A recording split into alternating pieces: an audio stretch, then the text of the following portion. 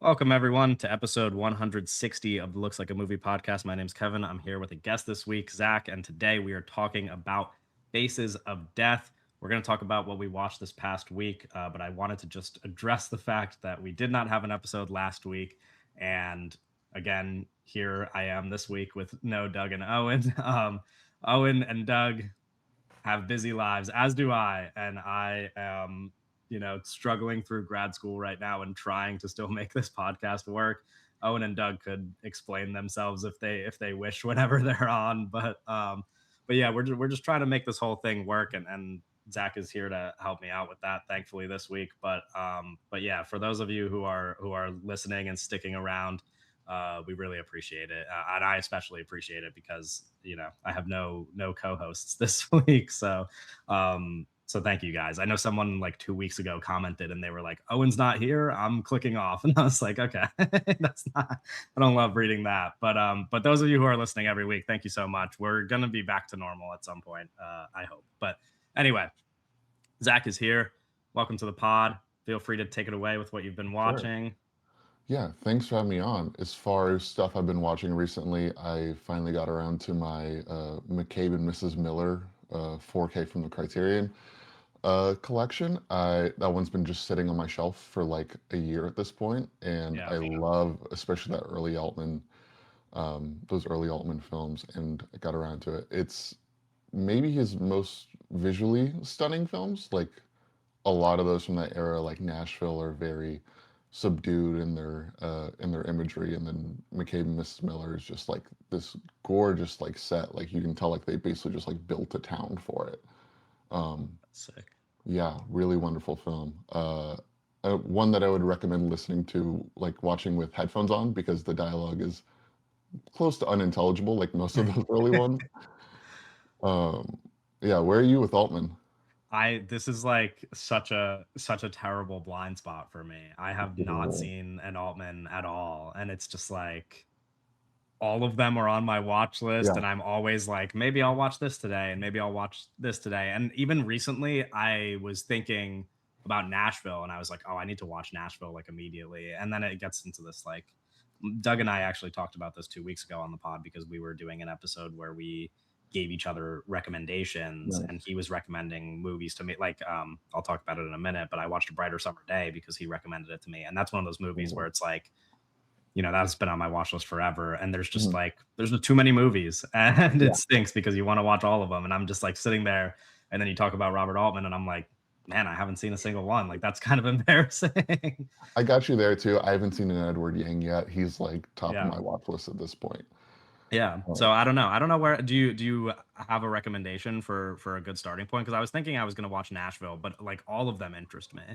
Nashville is definitely the starting point that most people go with.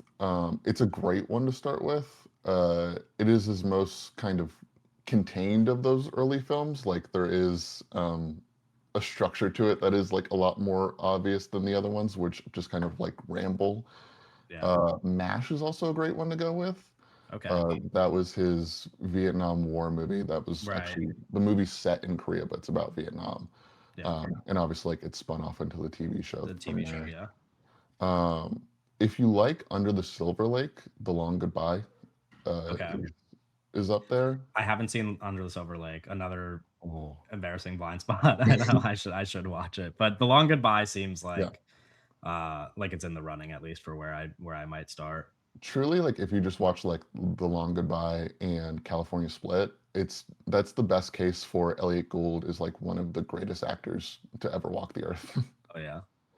um, I also have been I watched rewatched Public Enemies recently. I've been thinking about that movie a lot, and I Yeah. just will constantly go into these Michael Mann kicks. And Public Enemies was one I hadn't revisited before, and watching it Mhm. again, I was like, oh, this is actually like one of his best films, along with Yeah. uh, that digital era that is generally not appreciated enough. Right. I need to get around to Public Enemies as well. Michael Mann, I have seen plenty, but I haven't seen Yeah, Public Enemies. It's on my shelf. It's sitting there waiting for me to yeah. to throw it on and watch it, but I haven't gotten around to it yet. It's a It nice seems like a fun read. one.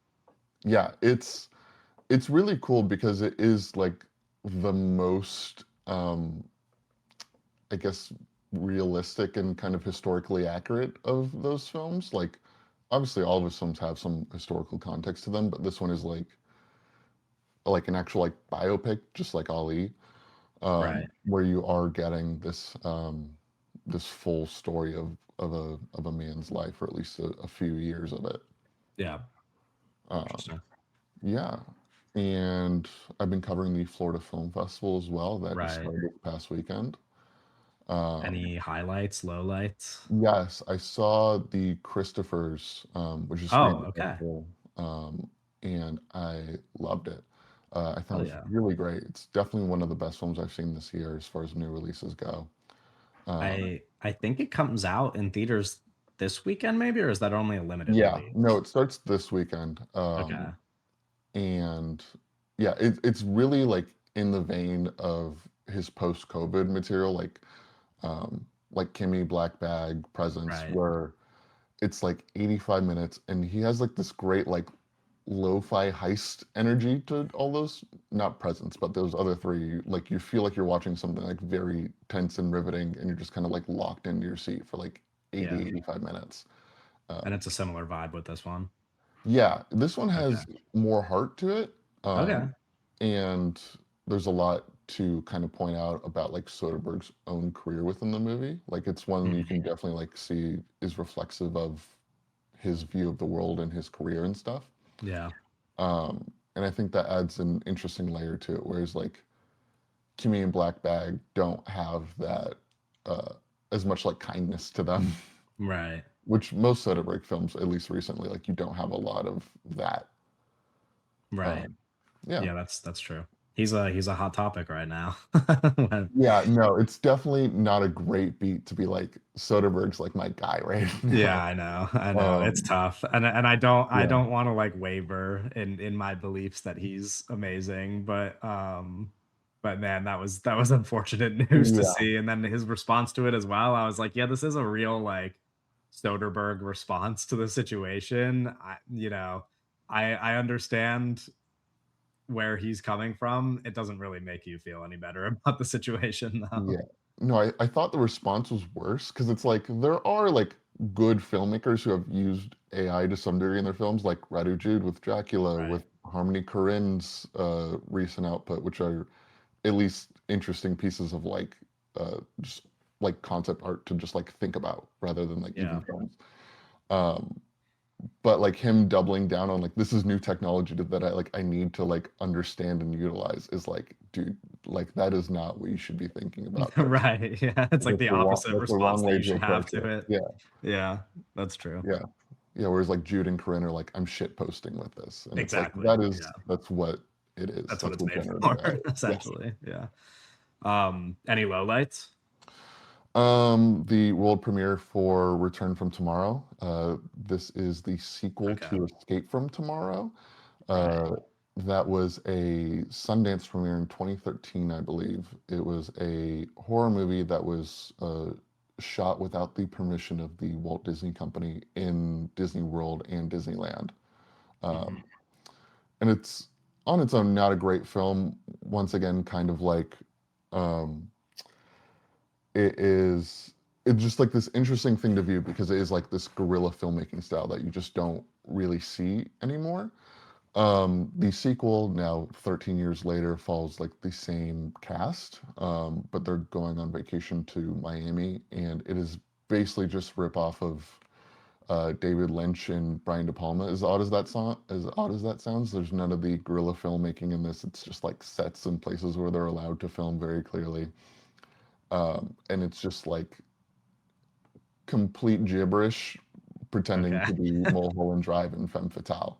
Right. Um, it it's honestly kind of an embarrassing watch, Yeah. but I'm so yeah, as somebody who knows so little about this, I'm so fascinated by like well, so Randy Moore, who I know nothing yeah, about, has only made these 2 movies yeah, 13 years apart. correct, yeah, Okay. So um, that's, like, fascinating on its own, and then yeah. also, is this, like, confirmed to be Udo Kier's last credit last I acting believe credit? so. like they talked about that a little bit, and I think Yeah, it's his last because credit. that is just like not great, Um, but no, especially no, because he was so good in The Secret Agent yeah, last he's year. So incredible in that movie. And yeah, then in this one, he has I won't spoil, but he does have quite an odd role. okay, Um, yeah, interesting. hopefully it's definitely like trying to get at like the midnight crowd kind of audience. Right. Um, and it is a little too, um, it's just not fun enough, I don't think, to even hit that mark. Yeah, that makes sense. Um, is there anything left on your schedule that you're really Yeah. looking forward to? Uh, the the two Cooper Hoffman sex comedies, I Want Your Sex and Poetic License. Um, Oh yeah, yeah, Maud Apatow's directorial debut. I'm right. honestly I'm very really interested in excited both for of that. those. Yeah, the Apatow one especially just because it's like that film got dropped for like its distributor like dropped it apparently. Yeah, So it's just like no one knows if this movie's gonna be seen at any point. So I'm definitely glad to have an opportunity to check that one out. yeah, And right. I love Cooper Hoffman, one of our best young actors, I think. Yeah, he's incredible. It's also interesting to think that like you have this Maud Apatow directing that movie. Yeah, We're also going to be talking about a Barbie Ferreira movie tonight, and then we yeah, have Euphoria season 3 returning tonight. And I'm just like, e- everything in the culture is like about to shift. Like yeah, it's been so long that I'm trying to get in the mindset of how the internet is once again going to be acting when Euphoria episodes are going to be coming out every week because it's such a singular event.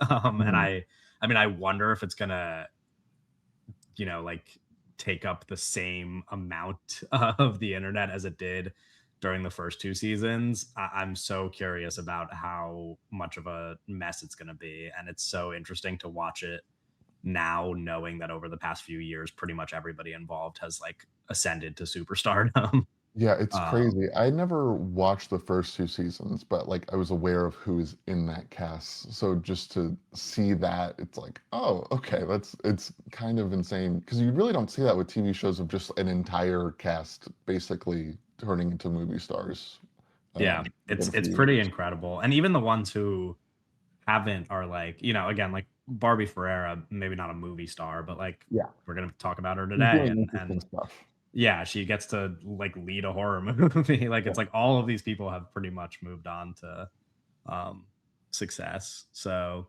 it's interesting. I'm really curious. And if yeah, as somebody who hasn't seen the first two seasons, I just like I can't imagine how you'd react to them watching them for the first time now as opposed to like when they were yeah. coming out. It's I'm low key considering just watching the third season without the context of anything from season one and honestly, two. it might be fine because it Yeah, seems, at least based on all of what's been released about it leading up to it, it seems like it might just not even be connected to the first two seasons.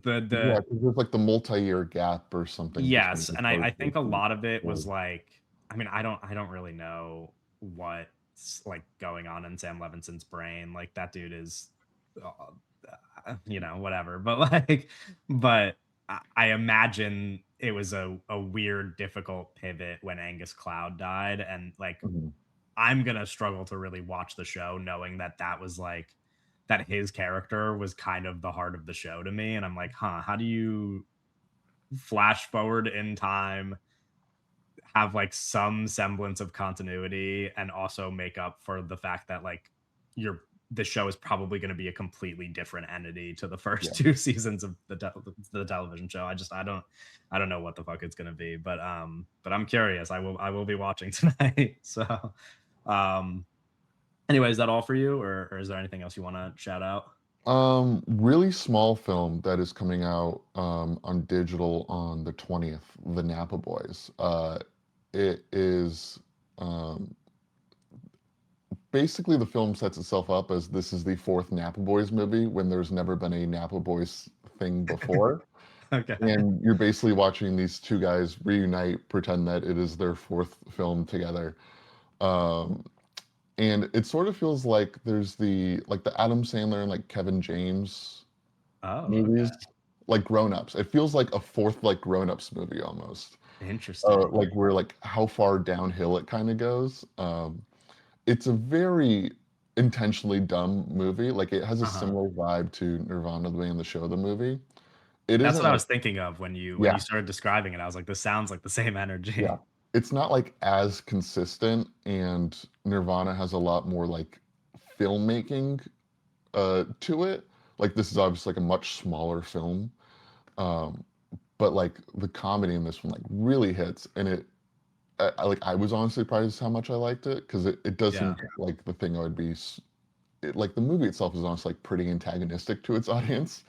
Right. Um, and like you could imagine it getting pretty grating pretty quick, and it just doesn't. Like it just constantly like holds your attention. It is like very funny, especially if you like film. There's a lot of very odd like filmic references within it, Mhm. um, and I really really enjoyed it. Hell yeah. I saw you log it and I wasn't Yeah, like even thinking about it. And now that you've described it to me, I'm like, this sounds like something I have to watch. Like it's now I'm very interested in yeah, it. it's solid. Um, Yeah. huh. I will be watching that. You said it's streaming? It'll be on digital platforms on the 20th, I believe, to Oh, rent. okay. Yeah. Sweet. All right. I will be checking that out. Yeah. Like I mentioned earlier, I watched A Brighter Summer Day for the first time, which is Mhm. just like insane movie. It was. I wish Doug was here to talk about it because he's the one who recommended it to me. But we were texting about it off pod for a while, and I think even just like texting him about it made him like it even more. And he's like, "Oh, I gotta watch it again." Like we were just talking about Edward Yang in general because this was my first Edward Yang movie, Yeah. and I was watching a little bit of like stuff about him and reading a little bit about him after watching the movie, and I was like, okay, now I got to probably watch all the rest of them because the it's like hard to wrap your head around this movie's existence is kind of Mhm. the point that Doug and I got to, which is that like I don't know how somebody would go about making this movie again Yeah. today. Like I don't even know if that could be possible or if there's like a filmmaker right now who could pull this off. It's pretty incredible. It is like it's just such a massive movie. It's very like novelistic and so large in scope that you don't even really realize like how good all the moving pieces are until you get to the end, and then you get to the end and you're like, I gotta watch this again. Yeah. Like, so now I feel like I have to watch it again. Yeah, I loved it. That Wow. movie was incredible. That's a great Um, pitch on it, honestly. That sounds right up yeah, my alley. it's so good, and I feel like I didn't even like do it. Like again, I feel like watching it for the first time wasn't even like there's too Yeah. much to think about. And I was texting Doug, and I was like, oh, and then there's this, and then there's this, and I'm like, my head started hurting, and I was like, okay, I need to just like wait a little while, see it again, Yeah. and really like think about it, or maybe just watch some of his other movies to kind of like get an idea of him as a. But the filmmaking is exceptional. On that point too, of just like not really understanding kind of how impressive it is until the end. It's same sort of thing with going back to Altman Nashville, where like the first time I saw it, I was like, okay, like there's just like a lot happening here. Like you have Yeah. so many different storylines and like these really long set pieces in it, and you're just like, where is this going? And then it wraps up, and you're like, oh, this is a perfect movie. Yeah. I love a movie like that because that's Yeah, the thing is like I want to be thinking about it later. Like yeah, and I think it speaks to the difference between like for lack of a better term, like cinema as art versus like entertainment, where it's mhm, like you can watch it, process it as you go, and it's like you might not be, you know what I mean? Like watching A Brighter Summer Day, it's not like every scene I was like, oh, this is like super fun. It's like I'm thinking about it, and then you yeah, get to the end and you're like, "Oh, wow." And that's just like a way more fulfilling experience yeah, than you have with really like any other movie. for sure. Yeah, it's incredible. I saw the drama in theaters. We were supposed to talk about it last week. I don't did you see the drama? I did. I liked it quite a Yeah. bit. I Um, also liked it quite a bit. I was surprised to like it quite a bit, which is yeah. maybe why I liked it more than I did because I kind Where of were went you in on expecting to Board hate Week it. last too? I haven't seen his other movies. Oh, okay. Yeah. I'd be So interested to get your perspective on those then. right, because when I heard about dream scenario and like seeing people react to it, and then I was just like, I don't really know if I would like this at all. And Mhm. I thought about watching Sick of Myself before Dream Scenario came out, and then when I kind of lost interest in watching Dream Scenario, I was like, I don't know. And then the Mhm. drama kind of, I mean, because of the podcast, I had to watch it, and Yeah. then yeah, we ended up not doing an episode on it last week. So my thoughts are essentially like pretty solid movie making, but then also just like really kind of a fascinating subject. Like Yeah. I wasn't expecting it to be as deep as it is, which is to say that I thought it would just be like kind of a nothing burger. Like I thought it would be like Mhm. pretty shallow, and I was surprised that I left the theater being like, "Oh, actually this gave me some things to think about." And even in terms of like how people responded to it, I was like, "This is interesting." Um, Knowing that like people might take offense to like what's being portrayed Yeah. on screen, or that it definitely lends itself to like obvious misinterpretations Mhm. where I watched the movie and like immediately I was just like, oh no, like I don't want to spoil it for the listeners, but immediately I was just kind of like, no, I'm on her side a little bit. Like I Yeah. like it's like that's kind of what like everybody's acting incredibly irrational about this awful thing. Like that is an awful thing, um but I just it I think it really captures just how people are, like, period, in our current moment. And I'm just like, you know, I'm impressed that this movie like did it so accurately. I Mhm. really wasn't expecting that going in. So that was an interesting experience. Yeah. I think that's the juice of the movie is just like all three of these other people have done a pretty bad thing, and then Yeah. Emma Zendaya's character has like technically not done anything, and Yeah. then it's like you're the worst person to ever exist, and it's No, like, I oh, know. hmm. And I'm like, that is kind of just what it's like to be alive now. Yeah. It's like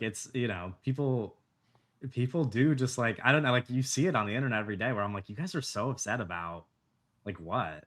Mhm. I'm like, and not just that, but it's like, I don't know. I think we've gotten past the point of forgiveness where it's like, people can just change and grow as people. And that was just kind of a socially accepted norm for like all of history until the Yeah. past decade, you know? And then it's like Um, your entire history is on the internet, so it's just yeah. like And now it's like the that's just who you are as a yeah. person. And I don't know. Yeah. It's a really weird moment to be living in, and I'm surprised that the movie like got that down as well as it did. Yeah. Um, I watched Mike and Nick and Nick and Alice, which was I think at South by Southwest or something, and then now it's on Hulu already. And I was surprised. I was like, "This is a pretty funny movie." Yeah. Like I've seen a lot of pretty negative reactions to it. Mhm. Maybe the humor just didn't land for people. I thought it was pretty funny. I listened to Ben David Grabinski, I believe that's his name. I listened to like one of his interviews. I was like, he's like very well spoken about like what he likes about this movie and like why he made it. Um, I Yeah, haven't seen it yet, but like that made me more interested in it than I was before. yeah. It Um, it seems like he had because he's like referencing stuff in the movie that I'm like, oh, yeah. that's interesting. I'm like, Mhm. that's a cool thing to be putting in your like Hulu comedy. I don't know. It caught my attention at least. Uh Movie I watched for the first time, You've Got Mail. I haven't seen And that one. Nora Ephron is like, is that one yeah, Ephron? Yes. yeah. Um, I haven't seen a ton of her stuff, but what I have seen is like just oddly fascinating. Like I saw like The Holiday for the first time last year, and it was just like this is like structurally just like such like a beast of a movie. Like there's so much going on there. Yeah. Yeah. I've seen Julie and Julia. I mean, When Harry Met Sally, obviously. You've Got Mail was kind of like one of those um classics that I uh I was just I don't know, like there are certain movies that everybody is kind of surprised that I haven't seen. Um and You've Got Mail is definitely Yeah.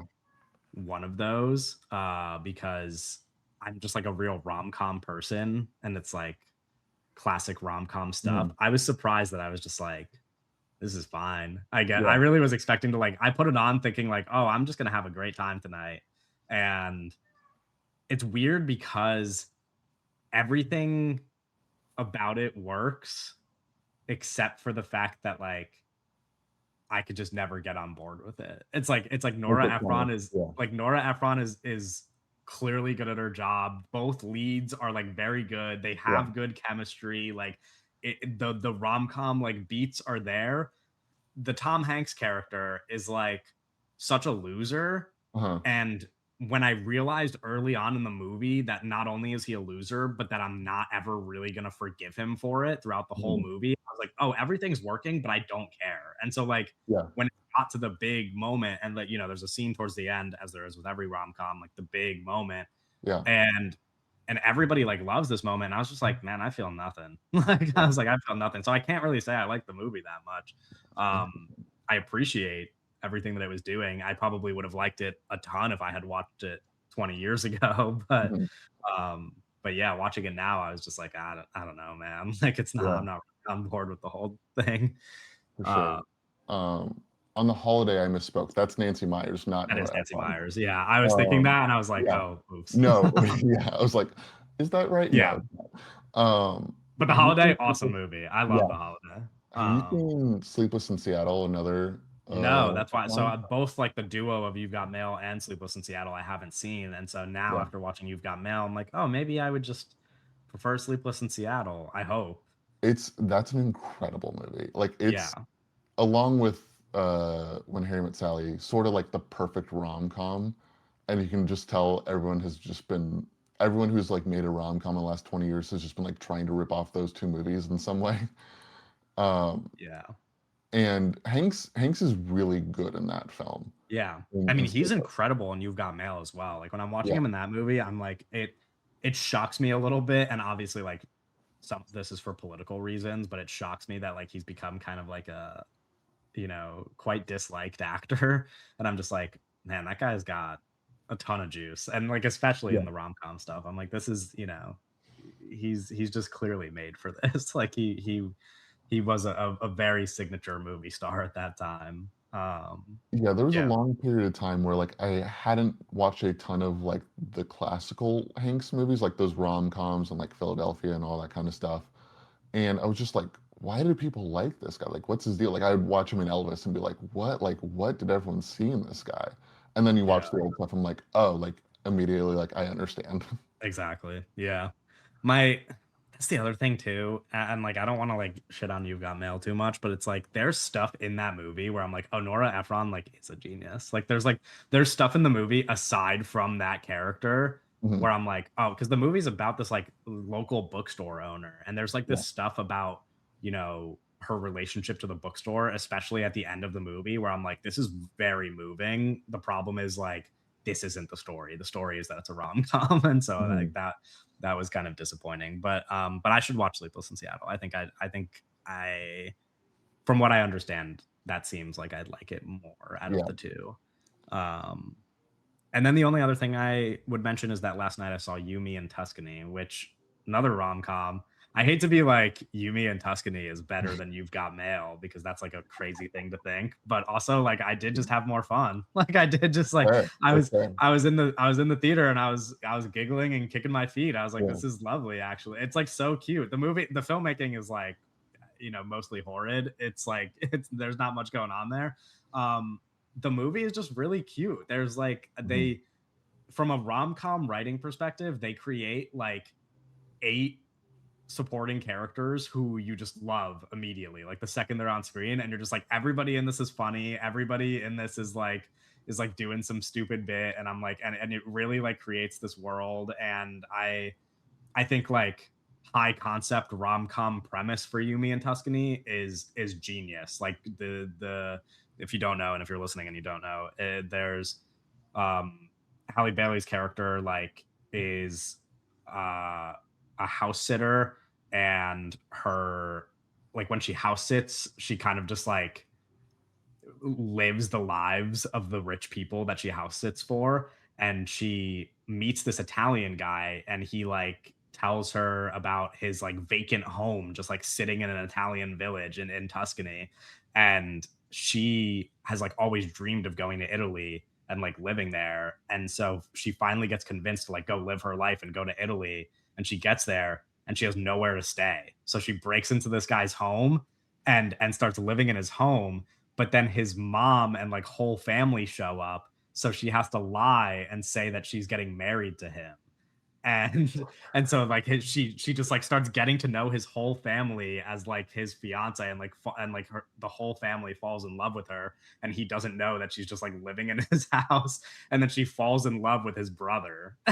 And like, and I'm like, this is awesome. Like, Yeah. this is so cute. And like, yeah, at the end, kind of similar to You've Got Mail, at the end, there's like a moment where you get that big rom-com moment. And I'm like, oh, the chemistry's not really clicking. Like all of it's not really here. But all the pieces leading up to it are so fun that I'm just like, yeah, man, I liked it. I don't know. Like it might not all work in the end. And I don't know if I believe like the actual central love story, but the movie is just really cute. And I'm like, I would watch that again, Yeah. even.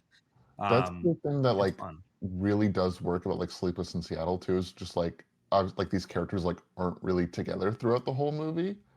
And so like you don't really get that chemistry at all. And then when they uh eventually like meet up or whatever happens, like Yeah. you're like, oh, like I get it immediately. Yeah. Uh, that's hard to find in rom-coms of like that chemistry. Right. And it's, I mean, like make or breaks the movie, you know? Like Yeah. I can't tell you how many of my favorite rom-coms are solely because the chemistry is there. Because when Yeah. the chemistry is there, everything else is believable. Because like Yeah. rom-com writing, it's like the writing works because they have chemistry. Mhm. Like it's not really about the quality of the writing as much as it is the quality of the actors in Yeah. most rom-coms. Um, so it's like, yeah, it's kind of everything. I wish you would do more good ones, but like Glenn Powell and Set It Up is one where like, Yes, oh, like exactly. immediately, like Yeah. however silly this premise is, it works because him and I believe Zoe Dutch Yeah. just have so much chemistry together. Yeah. No, it's again, like it's incredible. It's, I mean, my favorite movie is 10 Things I Hate About You. And like Perfect. Yeah. 10 Things I Hate About You works for a number of reasons. It Yeah. also works because like Heath Ledger and Julia Stiles are the most believable like on-screen teen Mhm. couple that you could possibly conceive of. Like it's so good. Like I mean, he was just like, in that kind of Tom Hanks category of like this guy is just like you get it completely when you Yeah. watch that movie. Like it's you've never seen a rom-com lead like that. Um yeah, the like stuff like that just makes the movie. Um we'll shift gears to the opposite of a rom-com, I guess, Yeah. A and little go bit horror darker. mode. Faces of Death. This is a Daniel Goldhaber movie starring Barbie Ferreira, who we mentioned, and Dacre Montgomery. Um, I don't know. I guess I would start by asking what Daniel Goldhaber movies you've seen, because I have only seen How to Blow Up a Pipeline, so I wasn't familiar with him as a horror director. Same. I had only Okay. seen How to Blow Up a Pipeline. I have not seen Cam. I like knew of its existence, but for whatever reason had just never sought it out because almost Yeah. because I liked How to Blow Up a Pipeline so much, where I was just like, I really like this like thriller propulsive energy this movie has, and I was like, Cam isn't gonna probably be that, so I'll Yeah. just like let that one exist as it is. Uh, but after seeing Faces of Death, that might have to change. Maybe, yeah, maybe it is like Yeah. that. I mean, I'm not sure, but Faces of Death surprised me in that it's much more of a thriller than a horror movie. Yes. Um, which I welcome, and I think maybe a lot of other people don't. And that's a conversation that I want to have at some point here, is like the audience reaction, which has been pretty mixed. Mm. But first on the subject of Dana Goldhaber, yeah, I think both How to Blow Up a Pipeline and Faces of Death now are like really solid thrills wise. Like he just mines tension out of every scene in both movies. Like I think that's clearly a skill of his for me. I don't know. Like I was on the edge of my seat for all of Faces of Death. Aside from the parts where I was like, this is kind of funny, and like a lot of Yeah. like I was there's a lot of parts where I'm like, this is silly in a way that I completely enjoy, and then I think it was lost on maybe a lot of the audience as well. I don't know what your experience was, and if maybe I'm just like a weird guy, but I there were just so many parts where I was like, this is pretty funny, and nobody in my theater was laughing. I didn't find most of it funny. Like, there was a person to my right in the theater who was like cackling the entire time, and I was like, Uh-huh. I get what you're finding funny in this. I was just like similar to you, just kind of like my hands just like gripping my seat as tight as I could, just like Yeah. I'm like terrified. Yeah. I think Um, it's more so. so for me, like the whole thing that stands out about the movie, like the thing that sets the movie apart for me is Dacre Montgomery, Yeah. who is just like incredible. And I think that's what was so funny to me is that he is both like horrifying, Hmm. but also playing like such a specific version of a freak that Yeah. I was just like, I can't not find this funny because this is like someone out there. Like Yeah. this is just like kind of the internet. And like I don't know. So, yeah, the I part was where he fascinated is, by his um, personality. yeah, the part where he is like live streaming with the selfie stick is actually quite funny. I was like, this is it's Yeah. like horrifying and so funny. Like I couldn't stop laughing because I was like, this is just like aside from the fact that he's torturing and like kidnapping people, Mhm. how is this not just like most people on YouTube? Yeah. Like, you know what I mean? Yeah. Like, I was like, this is just kind of like what Mr. Beast did. Yeah. Yeah. And that whole, I He couldn't does the stop thinking kidnapping about it. part. Mr. Beast probably does the kidnapping part, to be fair. Yeah, sure. Yeah. I mean, most likely. Yeah. And that's what Um, I mean. I was like, I was watching it and I was like, yeah. dude, this guy is literally just like the modern influencer. Yeah. Like, this is just like, and I told my girlfriend about this after, and I couldn't fucking stop laughing at it. This is so specific, but immediately after leaving the theater, like Mhm. an hour later, I'm on TikTok I get on this video. I don't know why it was on my For You page, but it was this like, 20 something woman influencer who was just like the caption of the video was like your favorite influencer probably lives in New Jersey, and then she was just like listing influencers who like lived in New Jersey. It's like this guy, like the Dacre Montgomery character in Yeah. the movie would love this girl. Yeah. I was like, this is so funny, and I couldn't stop picturing him being like, I gotta leave Florida and move to New I was Jersey. about to say that he needs to get on that list. Yeah, I was like, this is so. And again, like I would have never thought that that video was meaningful at all until I saw the movie, Yeah. and I was like, this is hilarious. So I don't know. I don't know why I had this weird like shock comedy Yeah. response to the movie, but I thought so much of it was funny, even though it was horrifying. It is like funny too, like how he uses his social media accounts too, because he's posting every single video on just a different account too. So there Yes. isn't like an end goal of like I'm hitting 10,000 followers and I'm like gonna get these brand deals or something. It's just kind Right. of He's not like he's getting it trying out to there. build a following as a No. specific like it's more like what was that? Like what were those people who used to like hack on the internet like anonymous? Yes. Yeah. Like It's it's more similar. like that where it's like you want a reputation as opposed to Yeah. like a profile. Yeah. It's Um like he opens a new account and I was like, oh my gosh, this guy has a new account. yes, Yeah. exactly. Which is yeah, it's that's an interesting relationship to have to the internet. And Yeah. you pointed out too, which is like I think one thing about this movie that maybe audiences won't respond to as well, that I just have less of a problem with, is that the logic isn't all there. So people who like want a movie to be realistic are just going to be Yeah. disappointed because there is just stuff where you're like this isn't how that would happen in real Yeah. life. No, for sure. A lot of like the internet stuff I'm just like, yeah, that's not really how this would work, but also like who cares, you know? Yeah, it's like you need a way for these characters to like find each other. And if you Yeah. don't have them finding each other, like you don't have a movie. So it's Yeah. like you can forgive uh those jumps in logic because you have Right. such incredible tension throughout the movie. Yeah. Yeah. And I'm interested. I know in your review you mentioned this like the workplace stuff, which Yeah. is I think we had a similar response, which is that like it's kind of the weak point of the movie. Yeah, it is like you need once again, kind of plotting wise, like you need her Barbie's character, she works as a content moderator Mhm. Do you remember like the name of the company? Oh God, no. Oh Yeah. no, it's Kino. It's Kino, Yeah, for right? Kino. Yes. Yes. Which Yeah, is she works as a so content like moderator for Kino. obviously silly, like Yeah. just ridiculous for that to be the name. And um, she has this relationship with her boss where she's constantly being like bringing these videos to him and being like, "This looks bad. Like we need to call the police on this." And he's like, "No, like just put it all out there. It's fine. Like who cares?"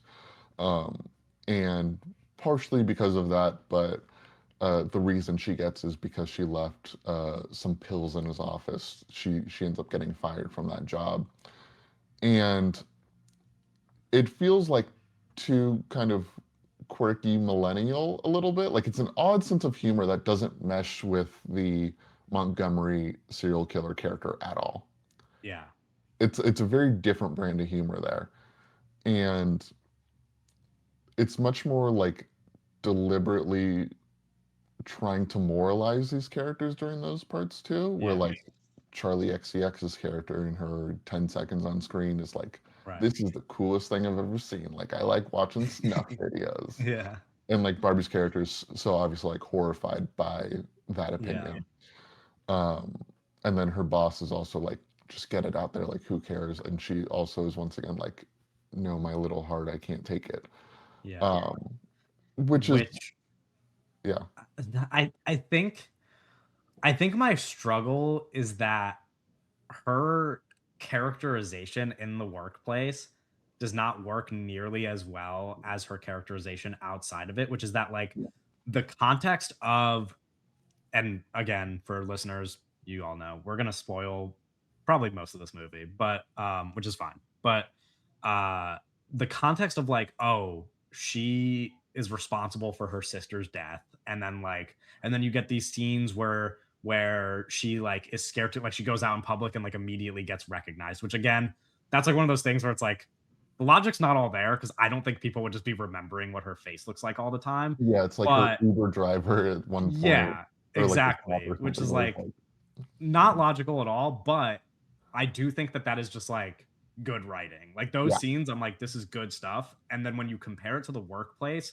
my biggest like issue is her motivation being like, oh, like I'm making a difference by doing like content moderation because of this. I'm like, okay, I don't know if that's really like the angle that the movie needs to take. yeah, And I wonder if you didn't just like, it's good setup for her to become aware of the content. yes. But other than that, I wonder if you couldn't just characterize her better doing the out of work stuff that I think just is more effective at creating a character for her. Yeah, like having her be a content moderator and be essentially like desensitized to this through her work doing this 40 hours a week is like a great starting point for that character. Like that Yeah. absolutely works and like gets the movie rolling.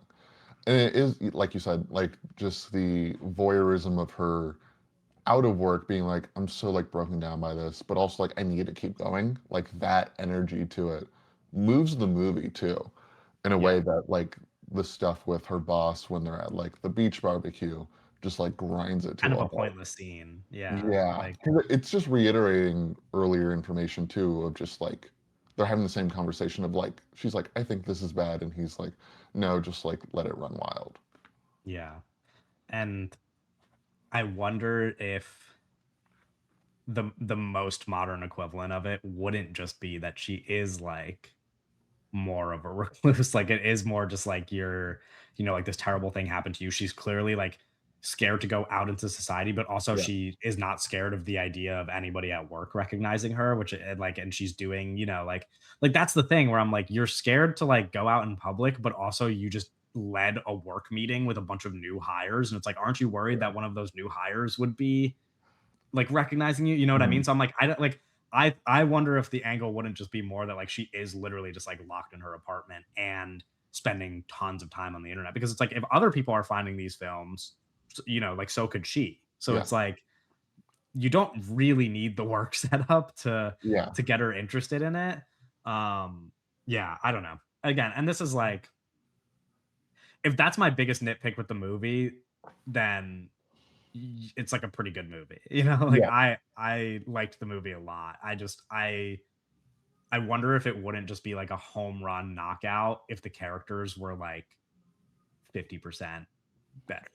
You know, like Yeah, it or her obviously is, character like, specifically. already yeah, it obviously is already, like, a very, like, grotesque and upsetting movie as is, but, like, her character like, once again, yeah, just going back to her, it feels like the work like, setting her there within the workplace sets her as this kind of, uh, good, almost, like, angelic figure, whereas, like, if the movie starts off, like, where you said, where she's just on Reddit at home, just scrolling, just trying to find this stuff, you're like, "That's weird," and you're never really on her side, which I think would probably make the movie a little bit more, um mean in a way that Yeah. I would appreciate, but most audiences would probably not vibe with at all.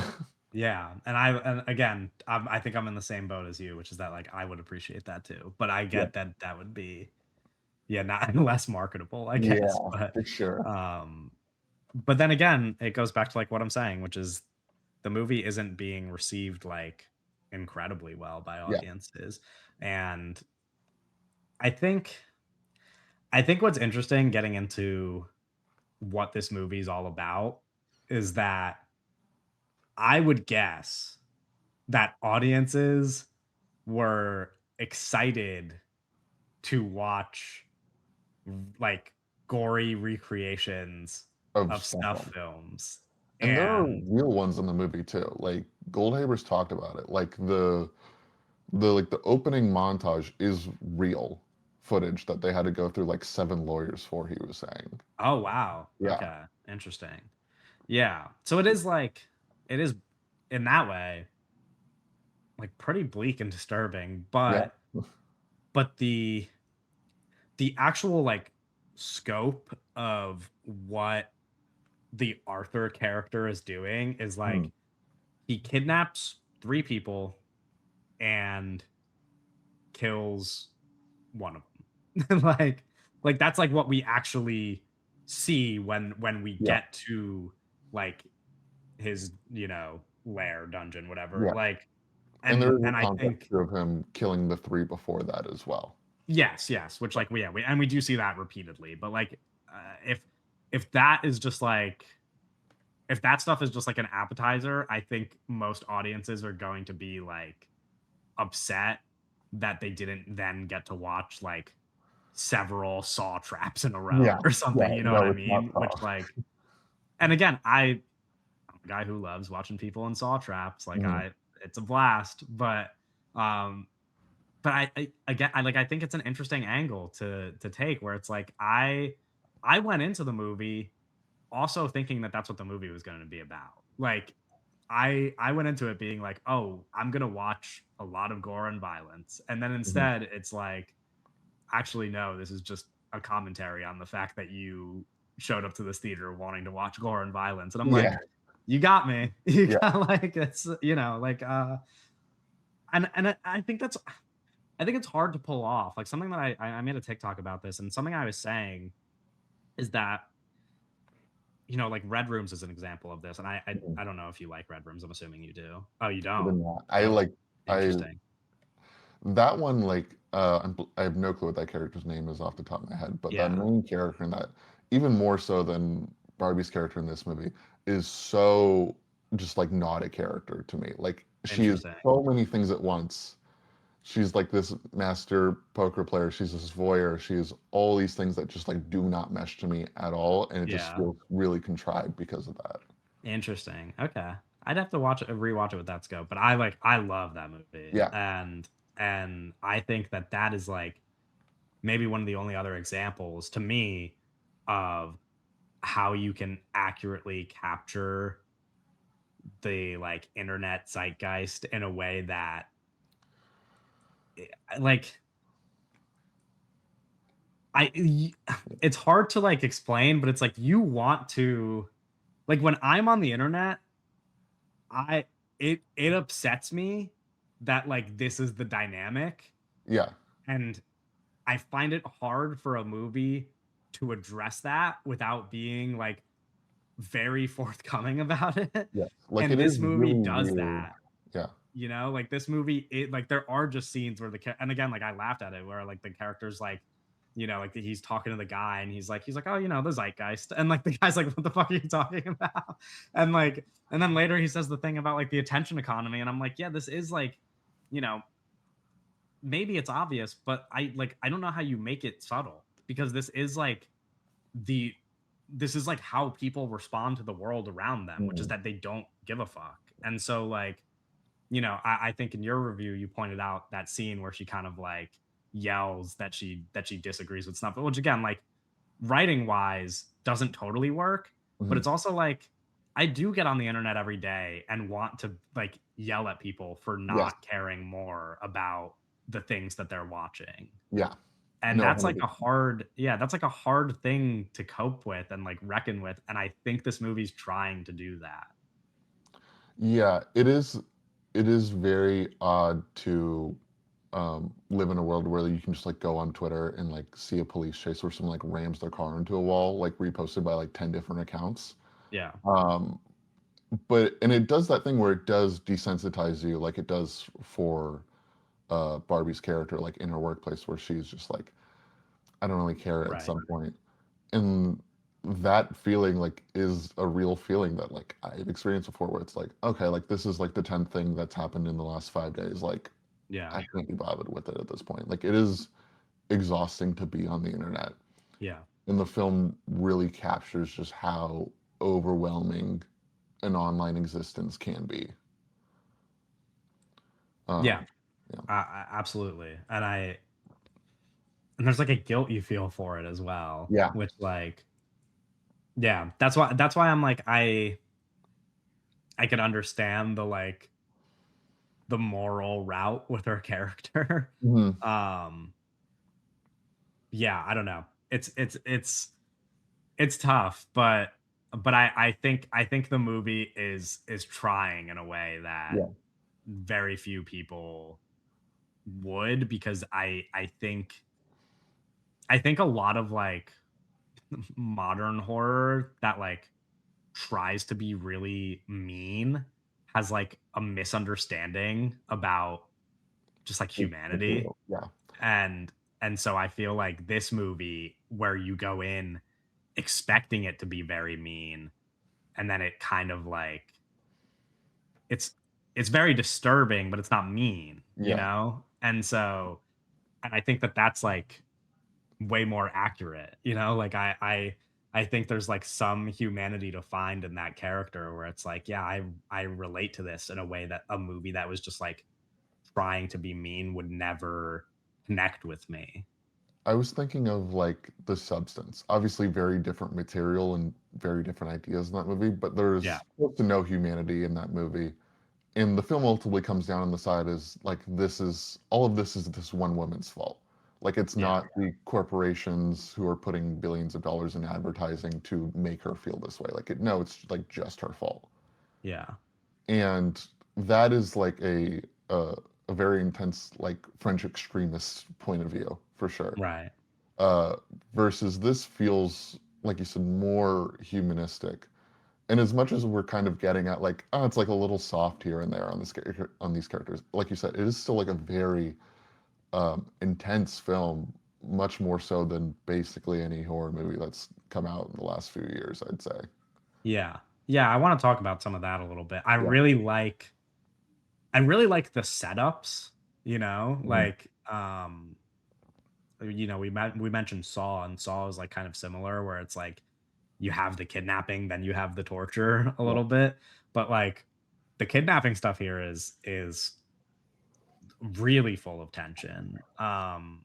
And specifically when he kidnaps I guess it's an anchor man, right? For like a news station, for like a local news station. Yeah. Um, like when he's in his home, I was like, this is horrifying. Yeah.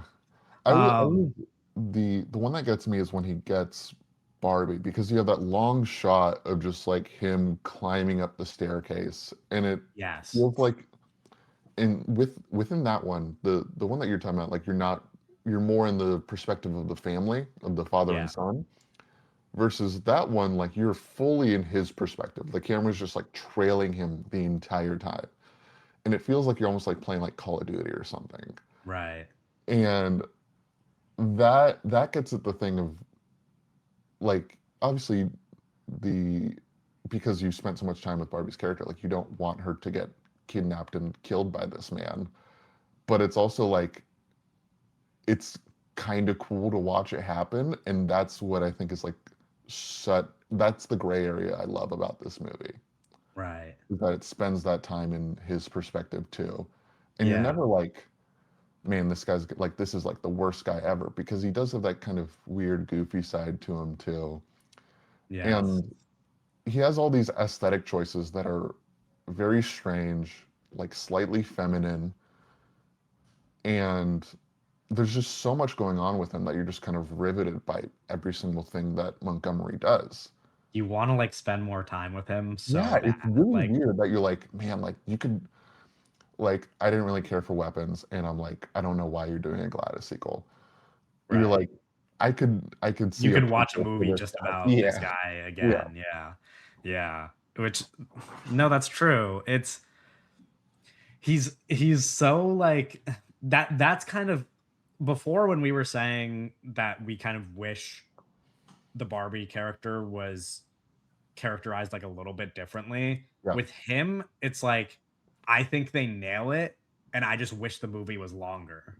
Like Mm, I'm like I think they nail it, and I just wanted like a little bit more. It's not that the characterization is bad. It's just like I want even more characterization. Like I need to yeah. know like so many more details because the and I think like what is rich about that characterization is that it works because of the details that already exist. Like it Mhm. feels like you know him so well because of the details that are already there, which is like him typing on the Reddit thread and then like deleting the question marks and like trying to do the very specific like oh two question mark. I'm like this is like very funny. Also really like gives you a sense of the person that you're watching Mhm. in a way that makes him such a compelling character. And yeah, Yeah. like when he's doing the invasions, you're just like, I don't know, like even the one that I was talking about, which like you said, is different because it's not from his perspective.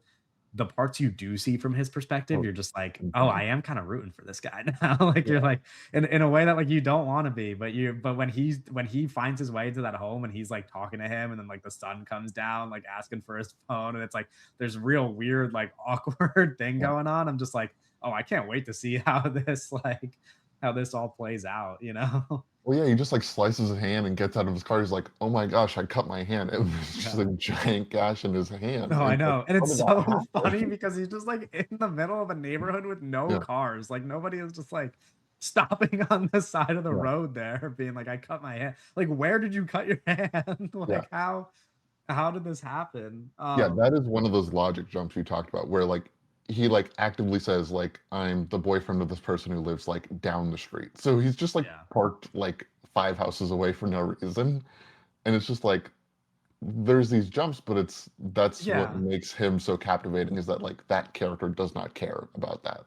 It's interesting because that's like maybe one of the biggest logic jumps, which is that like if you injured yourself and your girlfriend lives 5 houses Yeah. down, wouldn't you go to your girlfriend's house? Like, but again, it's like I do just think that if you're in the other guy's position, you don't really like question things in those scenarios. Like, you know what I No. mean? Like if you're especially if you live in a neighborhood like that, like you're Yeah. not just like, oh, this person is probably gonna kidnap and murder me. You're just like, oh no, this is like a guy who needs help, and you're not even thinking twice about it, which I think does a good job connecting to that theme of like what's real versus what's fake. You Yeah. know, both like in the videos, but also just like in the world around you to to an extent. And that thing Um, as well too, there's definitely like a race element of it, whereas like this white guy in a suburban neighborhood, and even though he is just like bleeding profusely, it's yeah, his first reaction isn't like, oh, like I just like gotta get away from this guy. It's like, no, this guy belongs in this neighborhood. I need to provide assistance. yeah, Um, yeah. That's a good point. yeah. It's yeah, and interesting how he just like gets to navigate the world the way that he does. Like that Yeah. he's able to kind of pull off this whole thing to the degree that he has. Um yeah, it's fascinating. Yeah, I I think it works so well because, like you said, like Barbie's character, it's a lot of very didactic explanations of what is happening. Everyone's just saying like, "This is my opinion, this is your opinion," and that's kind of it as far as immediately characterizing him her. Versus the serial killer, it's all action. It's all just watching him in movement. It's all watching him go throughout his work, and this very you kind of get it with just like his outfit, like it is very like manhunter coded, and it is the same sort of thing where it's just like you're watching this process happen, and it is just captivating to watch him be good at this thing, is yeah, gross and upsetting as it is. right. I did want to talk about kind of the shift in the third act, which is when we really get into like full blown thriller territory. Yeah.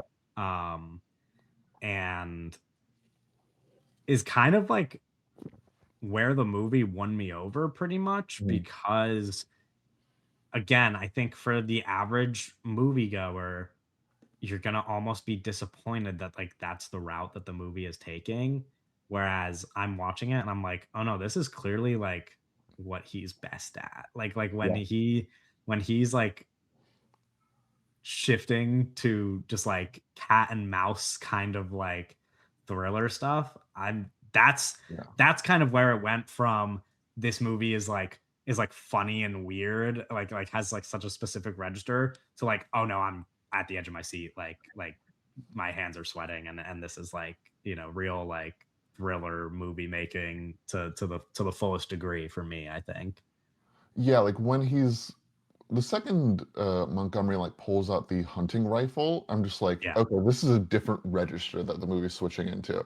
Yeah. And it is like less ideas oriented than the rest of the movie, but like it continues the same strand of it where um, the movie's like very much about uh, weaponry and cameras kind of both being these mechanisms for violence, and Yeah.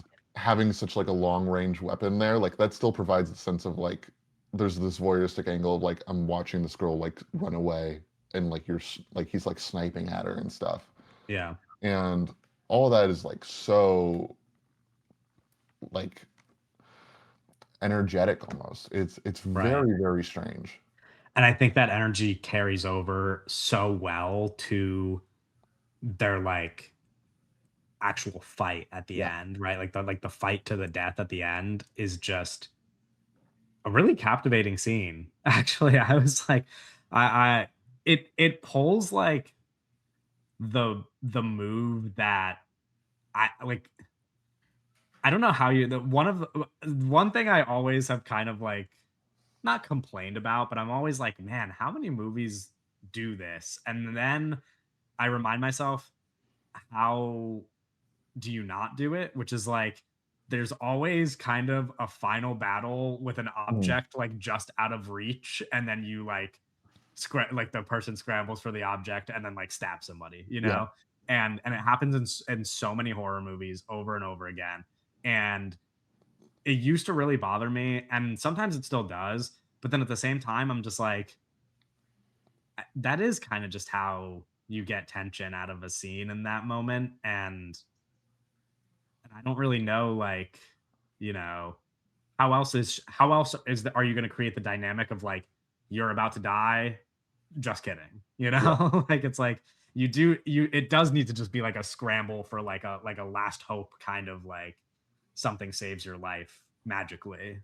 Yeah, it does have a lot of those elements in it, which are just kind of pervasive in like all modern horror. Yeah. Like, but I think a movie that does that scene a lot worse is like at the ending of Hard Eyes, where Okay, it's the I same haven't sort seen of that. thing, but it's so goofy. It is constantly like anytime it ramps up its tension at all, it has to pull it back and be like, no, this is a joke. Like I promise, like we're having fun here. And it just keeps Right. doing that. Everyone has a punchline. It's Yeah. just trying to be like super duper silly and just like doesn't land because of that. And then Yeah. this, it's really. the final battle in Faces of Death is like very visceral, and it continues to be upsetting and thrilling at the same time. Right. Um, and there's no MCU quip Right. There's after no undercutting after it. anything that's going Yeah, on. Yeah. and it just lets you sit in that, which I really appreciate. Yeah. And then it creates this real interesting moment for us in the end when we talk about the arc of her character, which is like this scene where she's posting it online and Yeah, sitting there. Not only is she posting it online, but he's on the ground dying, talking about how it's even better than he could have imagined. And then she's posting it online and like really enjoying that she's posting it online. yeah, And then you see this like really one of the best parts of the movie is just this ridiculous stream of comments that starts rolling in. And like you try to read them quick, like I'd have to go back and rewatch it to like yeah, actually sit there and read all of them. But even in like the quick ones that you could catch while it's on the screen, you're just like, man, they nailed it. You're like, this yeah. is There this was is one that was actually like, "You have exactly how it would pain," or go. something like that, and I was like, "Oh Yeah. god." Like, dude, that is like I don't like can you do it better than that? Like No. I don't know. Like and and I think it gets at like again, is it like a bit obvious to be like, yeah, we live in an attention economy today? Yeah. Yes, but it's also like, yeah, is any movie like saying that effectively to the point where it's like we're positioning this character who, like you said, is like morally sound, and then you get to this point where it's like, oh no, but at the end of the day, she does still just want attention. It's like we all do. You know, it's like Yeah, your morals kind of go out the window on the internet is the thing because yeah, it's like you do like attention is more valuable even than the things that you believe. And one thing that interests me is like you said kind of is like you get tired of the awful shit that you're seeing to the point where it's like you might have the moral compass that other people don't have, which is that like you see this stuff and it bothers you, and other people maybe mhm, it just doesn't bother them at all. Like you might have more empathy than other people, but that at the end of the day, you're still scrolling. yeah. And You're like, like, "Okay, like, fine, just, like, one more TikTok before I go to bed," and it's yeah, just like, which "Okay, is like one more," and right. And it's like an awful reality to be living in. And I yeah, think that that ending couldn't be better at addressing that, which is that like no matter how morally sound you make this character, like none of that shit really matter. mhm, It's like it is really just like attention first. And he realizes it when he's dying, which is why he like relics in that moment so yeah. much. Um, yeah, it is like, that's the good stuff about this movie, where it's just like any other movie is, like, not giving you that. It is like a sense of catharsis at the end of most modern horror films like that. And Yeah. this film is like, no, everyone is culpable, like within this society, like everyone who's involved in this attention comedy economy, anyone who's like using the internet is to some degree at fault for participating in it. Yeah. And that's kind of tough to sit with, Yeah. um, especially as people who make content for the internet. It's like, Right. huh, okay, I need to like see how I feel about that. And it is like again, like it is the relationship you have to it, which is Yeah. that like I do, the other day I was sitting there, I posted my reaction to this movie on the internet and I said to my girlfriend after, I was like, it's like I'm a dumbass. Like I should have posted this later because I posted it at a bad time, And I'm Mhm. like, literally, why the fuck do I care about Yeah. that? But I do, Yeah. and that's like it's because it's like if you're doing something for nobody, that affects you. And it's Yeah. like the idea of doing something for anybody is is so like once you get the audience, you don't want to like lose the audience. Like it's like that's like Yeah. this is now just like your life a little bit, which is crazy. Because now like again, we're like we're like micro influencers if we're influencers at all Yeah. compared to like who we were talking about, which is like, yeah, like those people are freaks. It's also like Mhm. I, I don't know, man. Like that that is you got to put yourself in their shoes a little bit, and it's like, yeah, maybe it does make sense. I mean, I'd like to think that I would never turn into Mr. Beast, but Yeah. like, but at the same time, it's like you understand what is responsible for this. Mhm. Maybe we'd be better at like putting up defenses, but like, but you understand like what exists in the world to make this all possible. Yeah, and it's like there are steps that get you to that point Right. that you have to take to kind of open yourself up to that. Because, like, if you talk about like wealth within the world, there are no ethical billionaires, and you have to do certain things to become a billionaire that are inherently like not ethical. And it's the same thing with like social media. Like there's a certain point where you get to like that Mr. Beast level where it's just like you Yeah, have to you are just compromise at some point to get right. to that level of notoriety. Right. Yeah.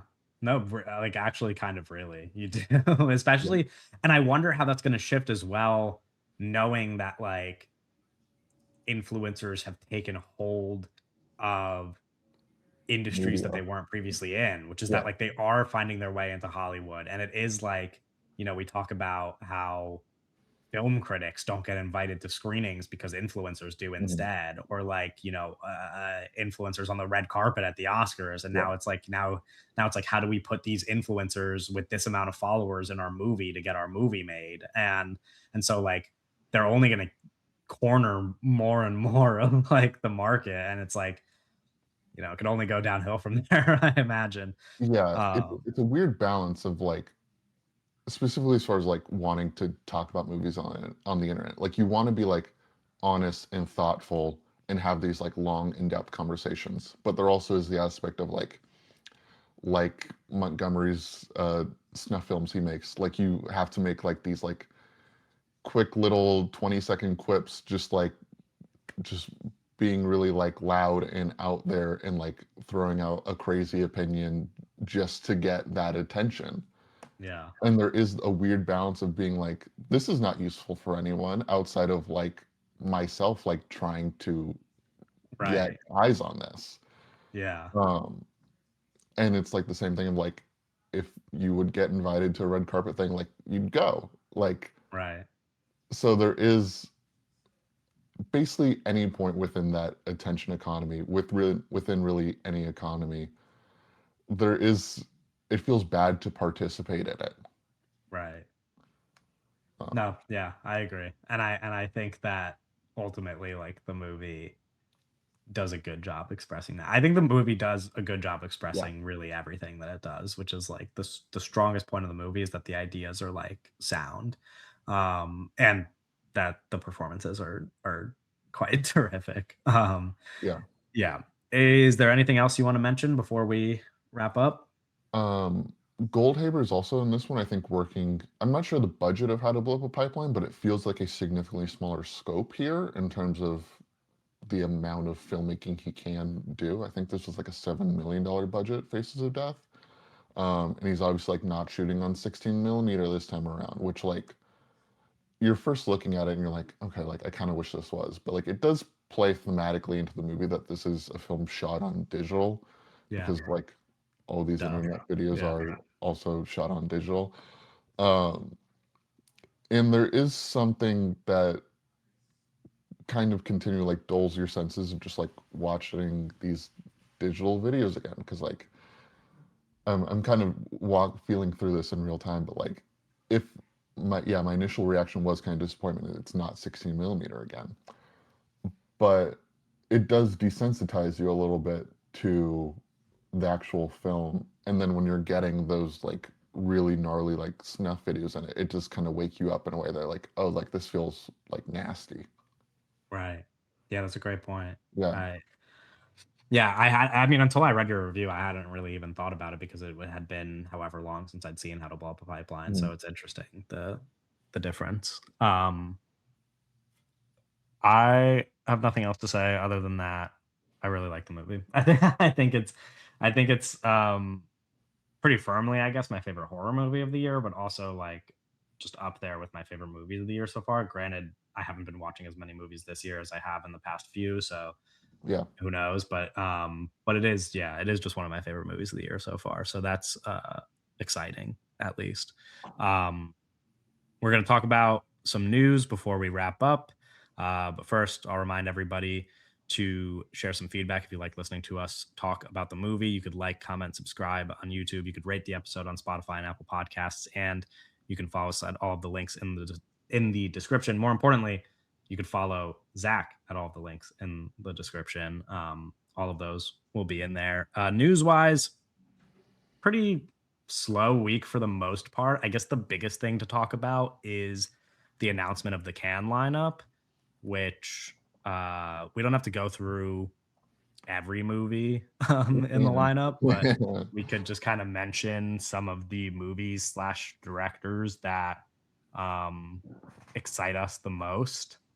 Uh, there were a few for me. Um, yeah, I don't. I mean, I think you mentioned what was the one that was at the top of your list? Nicholas Winding Refn's for Private Hell. Right. Yes. Um, he's one of my favorite filmmakers working today. Um, Right. Tool to Die Young is maybe my favorite piece of media ever. Oh Uh, wow. if you haven't seen it, I would absolutely check it out. I I believe really have to watch it. it streams on Prime. It's like a 12-hour miniseries that Refn says is a movie. Yeah. Um, and it is one of the most depraved things that have ever been made, honestly. Yeah, I Uh, really need to watch it. I remember friend of the pod Devin was hyping it up a lot and I was like this sounds like my jam and I still haven't gotten around to it, but also I'm not like as tapped into Refn as I would like to be and I hope that I could um fix that a little bit before her private hell is available to me because I am very yeah. excited for that movie. So I need to do some homework in that regard. I think almost all of his films are on physical media. There's a few of the early ones that are missing, but like even those are starting to be on physical media. Like the Pusher trilogy just came out on 4K. Uh, and that trilogy is incredible. Like I can't recommend that enough. Yeah. And that feels like less what you associate with Refn. Like there's none of like the neon lights and all of like the more like slow cinema elements to his work. It's Mhm. much more like a really gnarly uh, Nordic drug drug cartel movie. Interesting. Um, Yeah, it does have that vibe, I guess, when I've looked at it before, because I've thought about watching it before and I'm like, oh, this is like a little bit different than what I would commonly associate with him. yeah, Um, it's much smaller, much more kind of greasy, I guess I'd say. yeah. Um, That's a good yeah, descriptor. Pusher 3, I think, is like a really underseen like masterpiece in his canon. Um, Interesting. yeah, Yeah. all really really neat films. Yeah, I have some homework to do. I mean, Drive I've seen, though I'd probably even rewatch Drive before this movie Yeah. because I don't know how it's probably been like a decade since I've watched Mhm. it. So, but then really other than that, I need to like watch everything else. Too Old to Die Young has like truly been at the top of my list as far as he goes for a Yeah. while because that just it's got my attention. And also I'm like the last person on Miles Teller Island. Like I'm like the last person who is I'm there like, with you. I'm there with you. yeah, I like this guy a lot. Everybody has like kind of given up on his ability to act and I think he's even given up on his ability to act, but I'm just like when I was a little bit younger and he was kind of starting to rise as a movie star, I was just like, Mhm. "Oh, I love this guy." Yeah. And now he's kind of just like faded into obscurity mostly, but I need that to not happen. He's doing a very different thing in Told to Die Young. Uh, it honestly, I think most similar to The Gorge, where he is Yeah. like functionally like this like alien walking through this world. He's obviously uh much meaner of a character in Told to Die Young than in The Gorge, but it's Yeah. similar sort of energy where he's just like this blank Brechtian figure for Effin to move throughout his world. Right. Interesting. Interesting. I to get into some other movies, I'm very excited for the new Kiyoshi Kurosawa movie, Yes. which, like, I mean, Kiyoshi Kurosawa samurai movie is just like, uh, I couldn't conceive of a better, like, Yeah. 4 words, you know? Yeah, I'm totally on board with that. I can't wait to see what that is. I hope that I get to watch it soon. My understanding is that it's gonna be, um, playing internationally, like, this summer, which Yeah. means It's in being released America, in hopefully June. by the end of the year.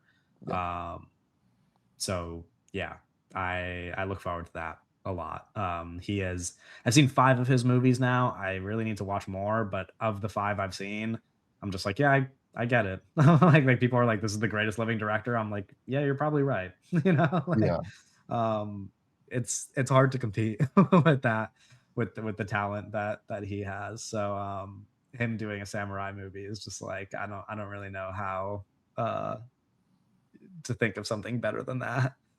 He Um, he's a guy where I've seen, I think, like 6 or 8 of his movies, but, like, and I normally will, like, love to binge a director. Like, I binged yeah. Johnny To, I'm starting through Abel Ferrara this year, Uh-huh.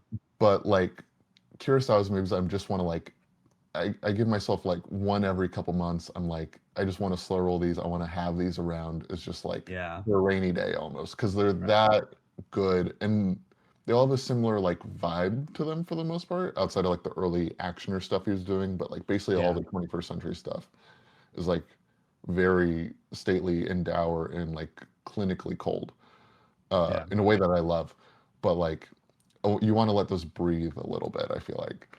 No, I Yeah. agree. There's not a single one that I've watched where my response after is like, "Let me just throw on another one." You Yeah, know? like, no, Like, like, I need to go to sleep, like yeah. Yeah. There's not, yeah, that doesn't happen. Um, I'm also, very excited for, the new, Hamaguchi movie. Mhm.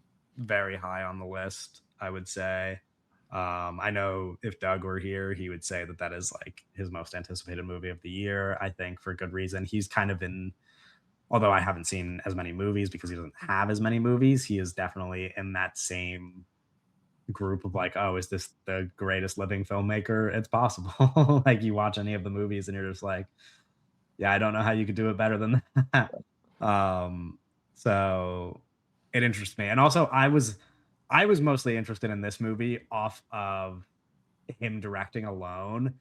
And then when I read the description for All of a Sudden, I was like, oh, you really have my attention Yeah, now because for me, it's like I'm mostly premise comes second, where it's like if a director I like announces that they're making a new movie, I'm like, okay, I'm gonna be mhm, there. And so then once I hear about the premise, am I starting to connect the dots of like, oh, this guy's making a movie about this, and then that's when I really like can't stop thinking about it. So now that I've read the premise, I'm just like, hell yeah.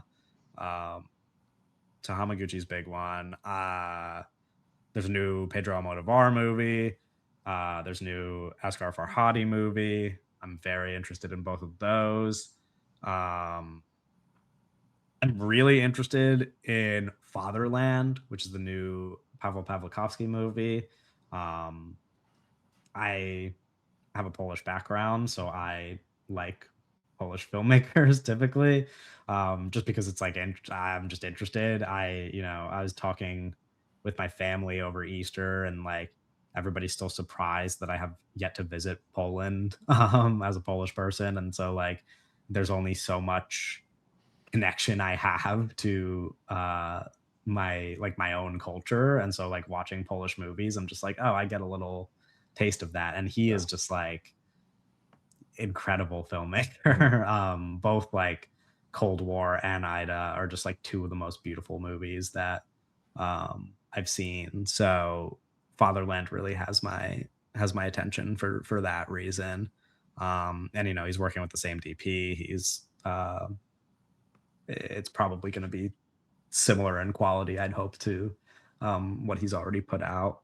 Would you say Um, Cold War is the best starting place with him? I haven't seen any of his films, so I Yeah, from what I remember, because now it's been um, however many years since I've seen Cold War. I Yeah. guess since like 2018 or whenever it came out. Mhm. I would say so. I've seen Cold War and Ida. I know that the rest of his films don't like have quite the reputation of those two, which is why I Yeah. haven't gone around to them yet. Though I'm still at least like curious about them. I I Ida's like a very like small quiet movie. Yeah. And it's not to say that Cold War isn't, um but Ida came out like 5 years before Cold War. It might be it might make more sense to start with Ida. Yeah. Okay. Um I don't know that going in either direction would make too much of a difference for you. Mhm. Um because again, as far as I know, like those two are really just like the two that you'd want to watch. Yeah. So it's like, two movies. I think either way you watch them, you'll probably get an idea Yeah. of what he's capable of. Mhm. Um, yeah, and he works with a terrific DP, Lucas Saul, who did his movies, but also like I guess now more popular than that, did Hamnet and The Zone of Interest. Yes. Okay. So like, he's and he did I'm thinking of Ending Things. So like really his he's a Polish cinematographer, but like his movies with Pavlikovsky have kind of become his least popular movies now, Yeah. I guess. So it's interesting to see him going back to working with him for this one, because now I'm like, okay, cool. He did like his like Hamnet really is good for him recognition wise, and now he gets to Mhm. like go make another Polish film. So I'm interested. Uh yeah, other than that, oh, I've been talking a lot about Hope, the Nahang Jin Yes. movie, which like this is one of those where I'm excited for it on kind of like Slightly tepid. premise alone, Yeah. like premise and hype alone, Yeah. because I've only seen The Wailing as far as Nahang Jin movies go. And I liked The Wailing. I know people who love The Wailing. I was Mhm. not like blown away by it, but I wonder if some of that is more like story than filmmaking. And so this movie, which is kind of like being hyped up as like the biggest South Korean blockbuster we've ever got with like Yeah. Hollywood movie stars, I'm like, oh, let him cook. I'm like, I'll see what happens. Like I'm at the very least like super curious. So it's got a lot of my attention Yeah. right now. That one seems like a big deal too, considering Neon just picked it up as well. Yes. Yeah. As far as And getting Neon is really the good at picking up all of the potential Palm winners, which yeah, seemingly they have now. I think they've got like five of the front runners for the Palm. I think So they have Fatherland already. They have yes. Well, Fjord. actually, Fatherland might be Mubi, I think. Oh, true. It's Um, like only those two really yeah, purchasing anything at the festival anymore, which is odd considering like yeah. I A24 think is I think big Neon has over there. Fjord, which is another one I'm very Yeah. excited for. Fjord looks incredible. Um, Um, yeah, and we kind of talked Fjord. about this a little bit, right? Because you've seen some of his other movies, or at least Yeah, one of them. I've seen his previous Mungu's previous film. He's a Romanian New Wave filmmaker. His previous Yeah, film was called RMN. It is a very strange and uh, quiet film. It's yeah. a pretty upsetting movie, and also has a very odd streak of comedy running throughout it. Um, Mungu's brand of filmmaking is basically just like almost like Hong Sang-soo, just like but like a little bit more like stately and produced. Like it's not just like Mhm. natural light. Like he's actually like lighting sets and stuff. Sure.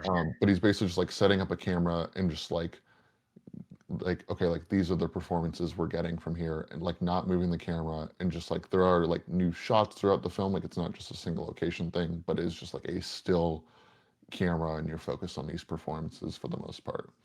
Um, Interesting. RMN like has one scene that is like a 20-minute long single take.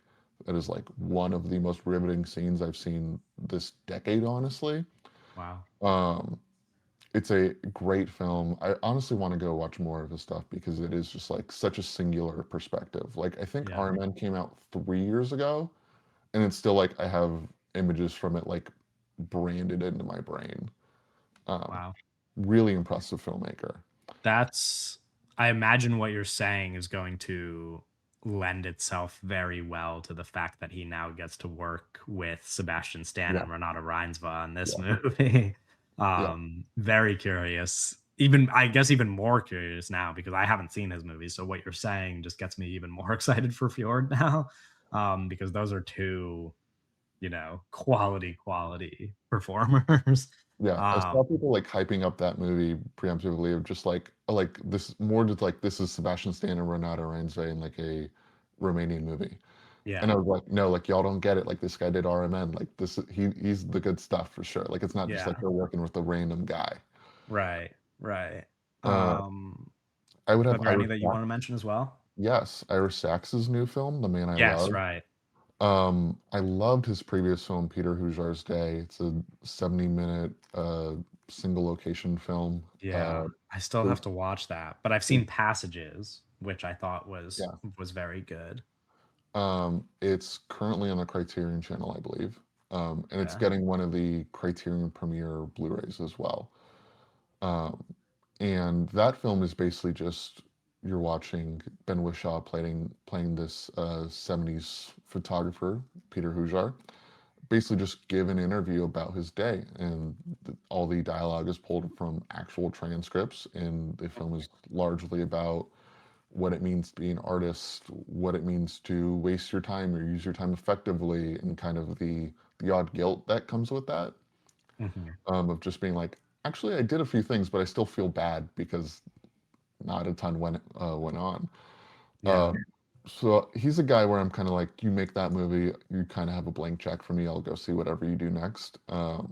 right, And I believe this one is about a theater performer um, during the AIDS crisis in New right, York. and Rami Malek is playing him, Yeah, right? which I don't feel great about. I don't Right. love Rami Malek, but it's Yeah, like, I'm not super high on him either, but I yeah, wonder, some of the performances that he has gotten a lot of attention for are not performances directed by somebody of this level of talent. So I'm like, oh, maybe you know what I yeah, mean? Like it's like, like Bohemian Rhapsody is not a good yeah, movie.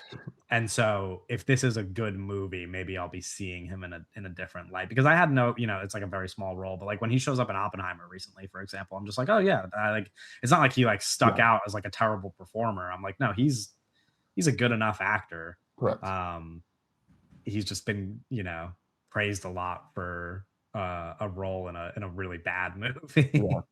Yeah, uh, no, Irish Sax is a more interesting filmmaker than Bryan Singer for sure. yeah, yeah, Uh, I would also have The Unknown. This is a filmmaker that I yes. don't know So particularly this well. is this is the co-writer of Anatomy of a Fall. Yes, okay, Um, yeah, that's who he is. yeah, because I He, remember when I was reading the list and I saw this movie, I recognized the name, but I was like, how do mhm, I place that? And I remembered it was the name because Anatomy of a Fall was like at the Oscars and like all the awards circuit. So I just like kept hearing his name announced every time the screenplay was mentioned. And so I was yeah, like, I knew that guy from somewhere. Haven't seen anything he's directed, but he co-wrote Anatomy of a Fall, yeah, and I think he's both writing and directing this movie. So at the very yeah, least, I'm going to be interested in the writing because I think it's very good in Anatomy of a Fall. Um, jury's still out on if if he can direct or not, but yeah. I it's came got to my this attention. It's got a good title, cast. yes, yeah, I came to this one more from the concept and performance in Yeah. it. Lacey Seydoux is one of my favorite actors alive.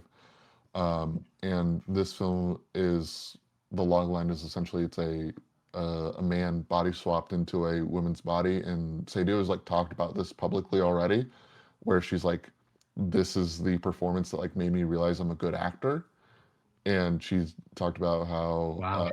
it's a seemingly pretty transgressive film, and she talked a lot about that filmmaking process for her. Um, that one, I believe, is one of the Neon purchases already. Um, Huh. Yeah, a few a few that were left off of this year's list that I was a bit um I wasn't happy to see. Noah Albert Sarah this year, his new film Yeah. with Riley Keough was supposed to come out this year, but Yeah, which apparently is still supposed to take being place pushed in New back. Jersey as well. So I am interested. Yeah, I don't know if I'm sure he didn't film it in New Jersey, but no, it's like because it's like it's about circus performers in New yeah, Jersey, right? And it's like a true story. yeah. Yeah. Um, have you seen either of Sarah's previous films? Yes, both of them. They're two of my favorite films of the decade. Yeah. I Incredible Especially films. Afternoons of Solitude, one of the greatest documentaries ever made, like Yeah. hands down. Truly. He has completely I mean when I watched Pacifiction, I was like blown away. Yeah, Watching Afternoons of Solitude after, I was like, "Oh, I am so on board with this guy yeah, that like after watching both of those movies in combination, I was like, he has become one of my guys now. Like yeah, I need to he's in these conversations with the filmmakers that we've been naming who I think have more of a reputation, but like yes, I'm there already. Like yeah. I'm willing to be at the front of the bandwagon. Yeah. I had an odd like startup with him where I watched Pacifiction and was not into it at all. I was like, no, thank you, I'm good. Um, and then it kind of slowly grew on me where I was just like, I just kept thinking about the movie. Like there's Yeah. this, um, the scene on the ocean. I was just like constantly like in my head. And before Afternoons of Solitude came out, I was like, okay, like I need to revisit that movie. I was like, okay, like it's a masterpiece actually. Like I was Yeah. just like really wrong the first time I saw it, and then following that up with seeing Afternoons of Solitude, I was like, same thing you said. Like this is a true master filmmaker. Yeah. When I saw that scene, the scene in the ocean with the boats and the jet skis, I was like, I I needed to tell like a million people about it Yeah, immediately. I was like, this is insane, like incredible. And Afternoons of Solitude is real like I couldn't believe what I was watching kind of thing. that's a movie that's like I said, like I think one of my favorite documentaries ever. But it's also like I don't know how you can like recommend that movie to a person, You can't. um, because it is just You like literally so can't. deeply upsetting. Yeah, Yeah, I was trying to like explain it to anybody, and I was like, "So here's a movie I watched recently," and then they were like, "That sounds awful," and I'm like, yeah, "It was, it was yeah. like No, it was like really I had a painful. terrible time." Yeah. uh, I would also there's a couple that we didn't mention. I mean, very excited for the new Koreeda movie, although it's yeah, I don't know. I read the description and I was like, "Oh, this sounds like a little bit derivative." Like it's Yeah. very similar to like After Yang, right? Mhm. And some other movies probably, but then I was like, "Oh, when does Koreeda miss for me?" And the answer so far is never. So like I don't know Mhm. why premise alone would steer me off of this movie. Yeah. So I'm still very interested in that one. Um He has a second movie coming out this year too, which yes. I'm very excited about. It's a Yeah. live action adaptation of Look Back, Right. this manga, and I loved the animated film that came out, I believe 2 I years still need ago to now in watch the animated 2024. film. I wonder Yeah. if it would be smart of me to watch it before his live action version or if I should just watch his live action version. It'll probably be a while before his comes out, so, like, you could probably watch it, like, now and then kind of have a few months at least in between. Yeah. 'Cause, And it's like like a very short movie, isn't it? It's like yeah, an hour long. it's like an hour long, and it's just, like, a genuinely great film that I would Yeah. recommend to that's one I would recommend to basically anyone who is like, Right. "I will tolerate an animated movie." Right. Yeah. I didn't mention it, although this is kind of like I think it's almost like separate of Can because it's already been hyped up so much, but the Jane Schoenbrunn movie, Yeah, Teenage Sex and Death at Camp Miasma is like, we've been talking about it for months now, I think. mhm, So, I mean, it's cool that it's going to be the opening film there, but I'm just as excited as I was for months now to watch this one. yeah, Nothing has really changed as far as that goes. I'm interested in the Jordan Firstman debut, Club Kid. which could be a disaster. Um, but I really want to watch it. I am largely allergic to his brand of comedy, Yeah. so I will probably be abstaining from Club Kid. Yeah. Oh, you think you'll just avoid watching it altogether? Probably, like, unless people are, like, actually, like, raving about it, Right. I might take a mulligan on that one. Yeah, that's fair. Yeah, I don't know. I think he's I think I've seen him both be painfully unfunny and Mhm. make me laugh really hard. So Yeah. I don't know if like I like him all that much, but I'm curious that his debut film is at Cannes. I'm like, what Yeah, no, does for this sure. mean exactly? And So it's not in, like, the new filmmaker, like, midnight screenings, it's no, in Certain Regard too, so yeah. you would So I'm assume like, it's what? Yeah, up exactly. there? I'm like, well, I need to know. I Yeah, mean, Certain Regard does have a lot of debut features, yeah, but the Jordan Firstman one sure, is not one that I anticipated. yeah. so, I'm curious at least. Yeah, that's about it. I know I was like kind of thrown off. This is a very random one that like I don't know if is gonna have much noise surrounding it at all. But I was very thrown off when I saw that there's a movie playing Out of Competition directed by Andy Garcia. And I was like, oh, does Andy Garcia direct movies? And then I looked and it's like he's directed movies before, and I didn't know that that he directs movies. So There's I a was like, lot oh, of guys like that this is where a it's just weird thing like to yeah, discover via the Can lineup. yeah. I mean, like, Um, obviously not anymore, but, like, Pacino directed movies, and you've just, like, never heard of them before, and it's exactly. like Yeah, like many yeah, cases where it's like an actor has just like made a movie and yeah, it probably happened before I was like a conscious human yeah, being. So it's just a funny thing to like be reading the Can lineup and just be like Andy Garcia. yeah. Threw me Well, off a little bit, but also worth mentioning that the Soderbergh AI that story yes, that we were yes. previously referencing is in regard to the documentary that he has playing at Cannes. So something to keep in mind, I guess. I wonder how the reaction to that movie will be now that that story came out ahead of it. Um, yeah, and I imagine he's also going to be getting a lot of questions at Cannes about it. That's gonna be a Um, long presser for sure. yeah, a long one. Also, John Travolta has a movie that he's directing, a debut feature from John Yeah. Travolta on the subject of Andy Garcia. I kind of forgot about the John Travolta Travolta feels like a one. guy who would have directed before, and you would just, like, not know about it. No, I know. It feels like he should have a movie that came out like Yeah, in the 90s that nobody watched, mhm, um but I guess he waited until now. yeah. And Uh, I don't know what that's going to look like. I'm wondering if I missed anything in the lineup, but I feel like there's some other ones that stand out, but that would require like a full deep yeah. dive into the lineup.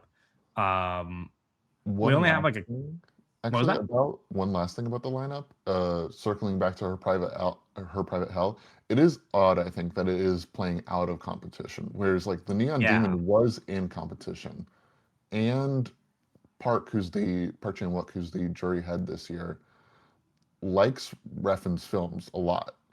So I'm yeah, kind of wondering, like, why is this one out of competition?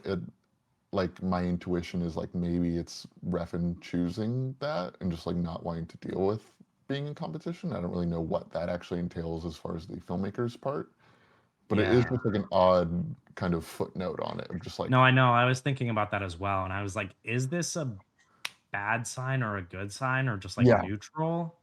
And I've come away thinking it's neutral, but then I've seen people's reactions to it being like, "Oh, that can't be good," and I'm like, "Okay, I get, yeah, I don't know, I don't really know what it means."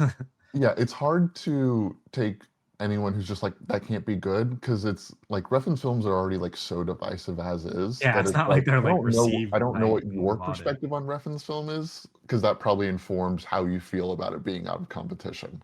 Right. Yeah, that's a good point. Yeah, I don't know. I'm curious, and Yeah.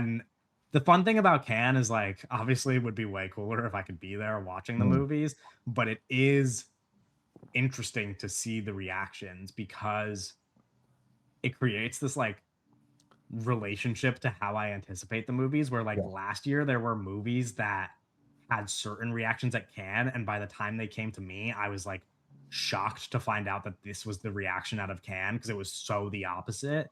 And even still, then there's the ones where everybody watches it, they're like, this is crazy good, and it does end up being crazy good. And it just like it's kind of like the first time of the year where I start to really build like anticipation backed by something, like it's like all my anticipation for the movies I can right now are because I like the filmmakers or the premise Mhm. of the movie. And then once I see the reactions, I'm like, oh, here's a real reason for me to be excited about this thing. So Yeah, like last year, like pulling up the lineup again, like as a neophyte to Brazilian cinema, I wasn't really locked into Kleber Mendoza Filho as like a director I should look out for. And right. then everyone's like The Secret Agent, and I was like, okay, like I guess I'll check it out. And I watch it. It's like one of my favorite films of last year. Like I Yeah. adored that film, and it's funny to see like that having a really great reaction of there, not really know anything about it beforehand, and then Yeah. comparing that to like uh, Eddington, Ari Aster's movie, which that's my favorite of his Exactly. films. I love that movie, and everyone at Cannes When was like, "This is just like a complete stinker." I know. And that's the movie I was thinking of where I'm like, is that going to happen again this year? Maybe not because I don't know if like I feel like this year's lineup has a lot of real like respectable film. Like there's not like big filmmakers Yeah, necessarily, like big like global filmmakers, but there's a lot of like people who everybody has admiration for and there's not quite like as many, Ari Aster level polarizing filmmakers there. yeah, But that reaction, like the Eddington reaction of everybody being like, "This is a fucking dumpster fire," and then I yeah. watched it and I'm like, "Actually, maybe not."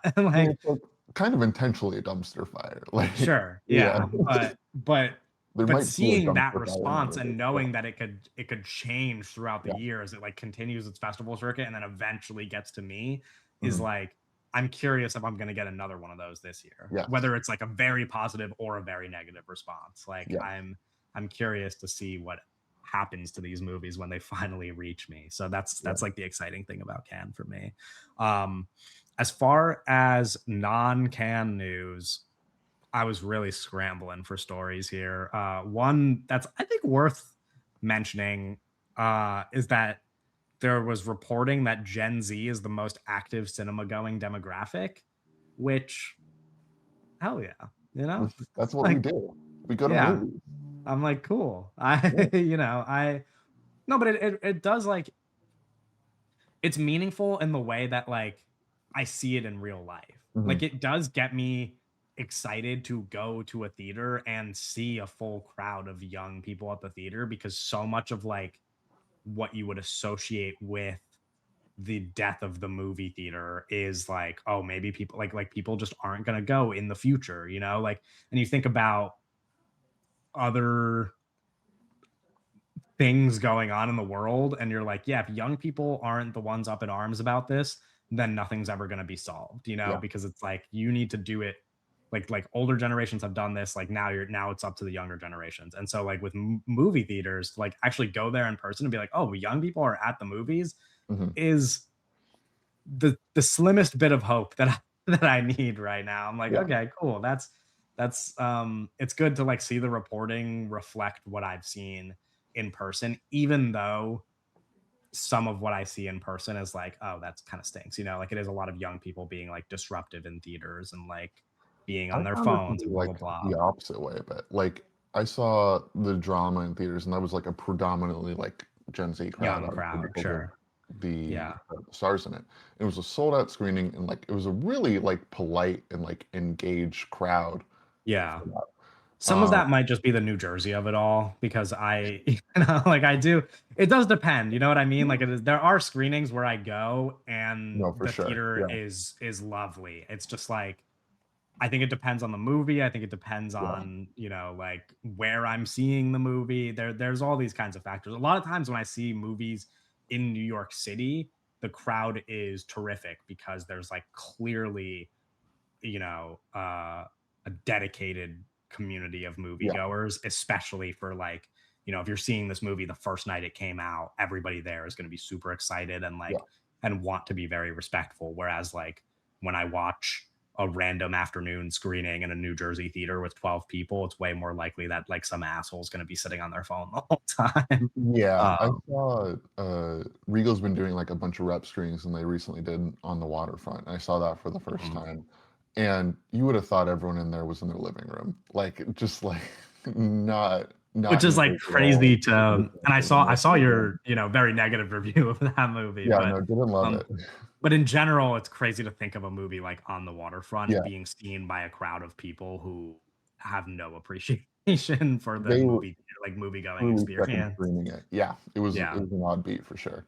Yeah, like that's rough. But in general, I'm like, yeah, this is cool. Yeah, And there's that topic of like the positive and negative impacts of Letterboxd, and I've always been on the hill that it's a positive. I'm like, I not even just for like, regardless of like how it's impacting the culture of other people. I'm like, Letterboxd has just impacted me too much for me to think it's a negative. I'm like, I can't tell you how many good movies I've seen as a result of having a long list of friends who know about good movies. Like, literally, there are so many filmmakers that I've found just because, like, I see a poster in the movie, I'm like, "That's a really cool poster, like, who yeah, is this?" yeah. Um, No, and it's awesome. yeah, provides a great Uh, way to, like, deep dive into filmmakers. Honestly, it's a great guide to, like, auteur theory even, because you can just, like, see yeah, a whole collection in front of you, like, these are all of Godard's films, these are, uh, all of Claire Denis' films, like, you can find all that right there and be like, "Okay, like, I wanna just dive into this." It's great. yeah, yeah, for sure. And I get it's like it also plays into what we were talking about, which is like attention economy, right? And it's like people there's like I guess what you would describe as a negative effect is people like using it as an attention platform as opposed to like a movie loving Yeah, platform. But I don't know that I like feel that negative effect. And I think it comes down to like if because the difference between you know, like we were talking about like Twitter, for example, right? Which is mhm, like you go on Twitter every day and you see awful shit on Twitter. And you can't avoid awful shit because Twitter is owned by like a fucking Nazi, So like, but Letterboxd, it's like you go on Letterboxd and the only thing you actually see is posts from your friends. yeah, Mostly. I mean, yeah, obviously, like people read popular reviews or whatever, but essentially, like Letterboxd is as good as you make it. And so, unlike Twitter or whatever other social media, like it's really hard to go wrong in that regard if you just like follow the right people. So I can't imagine it being a negative unless you just like don't know how to use it. yeah.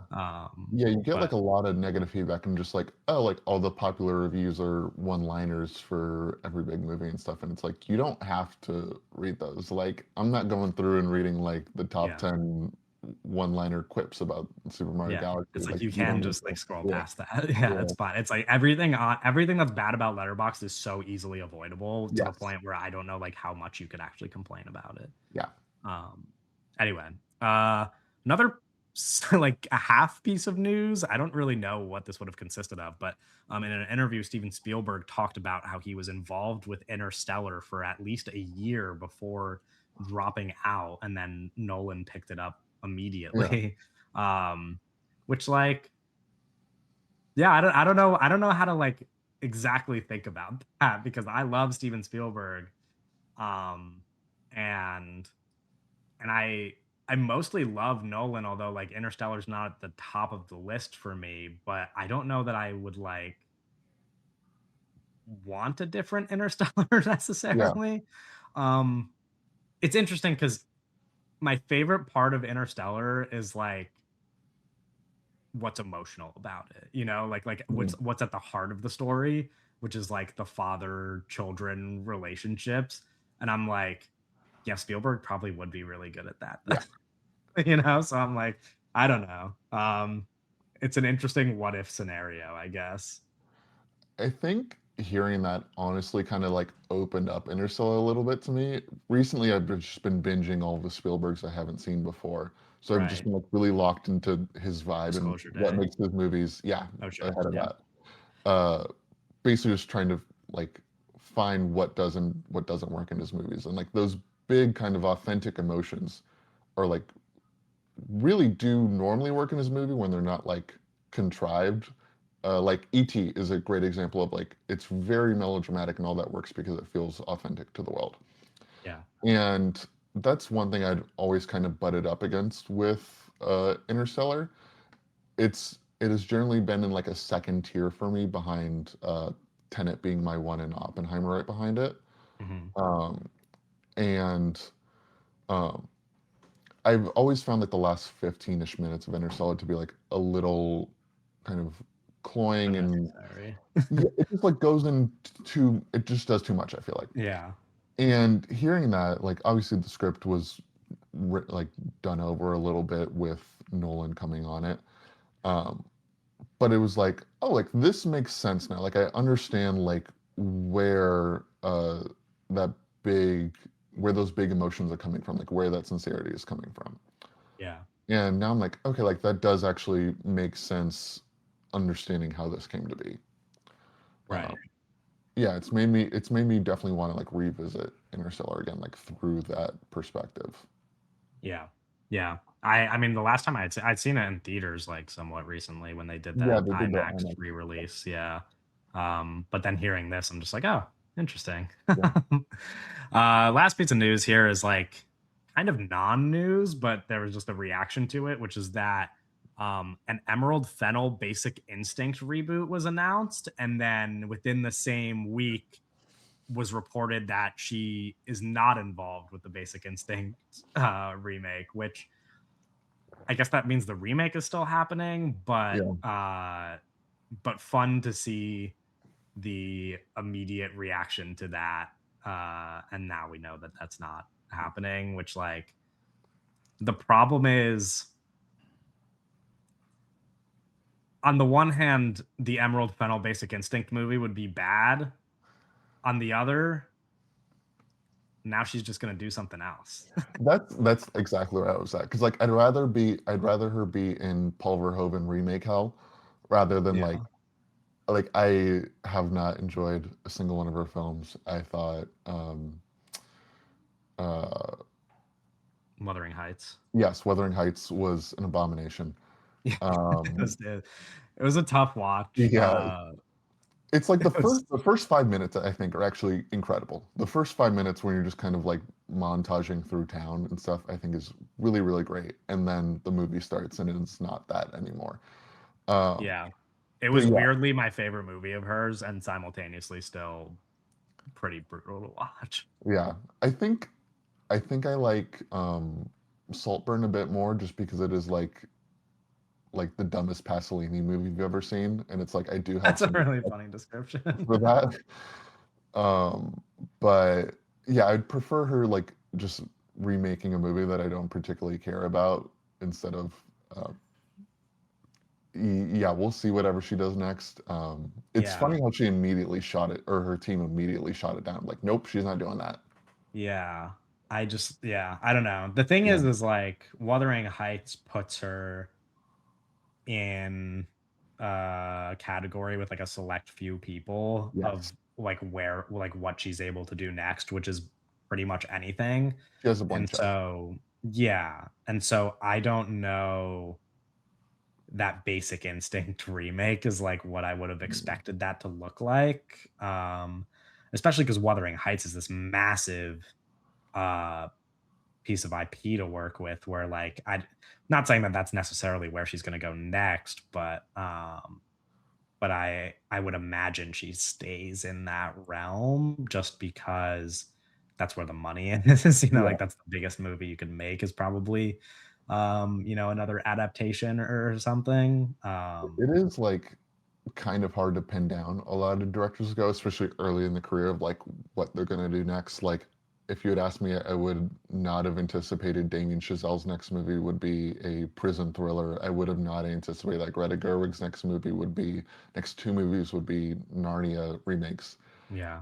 Um, so it is like to some degree, especially when these filmmakers are working on like pretty long time spans for each film. Like they're not doing the Spielberg thing where it's like for a lot of his career, like every year, every 2 years, you're getting a film, sometimes multiple a year. Yeah. You're getting one every two at most of the time, three, Three, 4 years four. between. Yeah.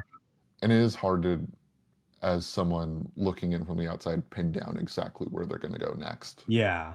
I feel like whatever it is gonna be a surprise. You know what I mean? It's Yeah. like it's a news story that this isn't getting made because it's gonna be an even bigger news story when we hear the one that is going to get made. Yeah. So, Yeah. I mean, like when they um, announced Wuthering Heights, you're just like, what in the world is going on here? yeah. And actually, the thing is like, again, like I was saying, what I had anticipated for Wuthering Heights to be when it was Yeah. announced versus what it ended up actually being, to me is kind of like best case scenario.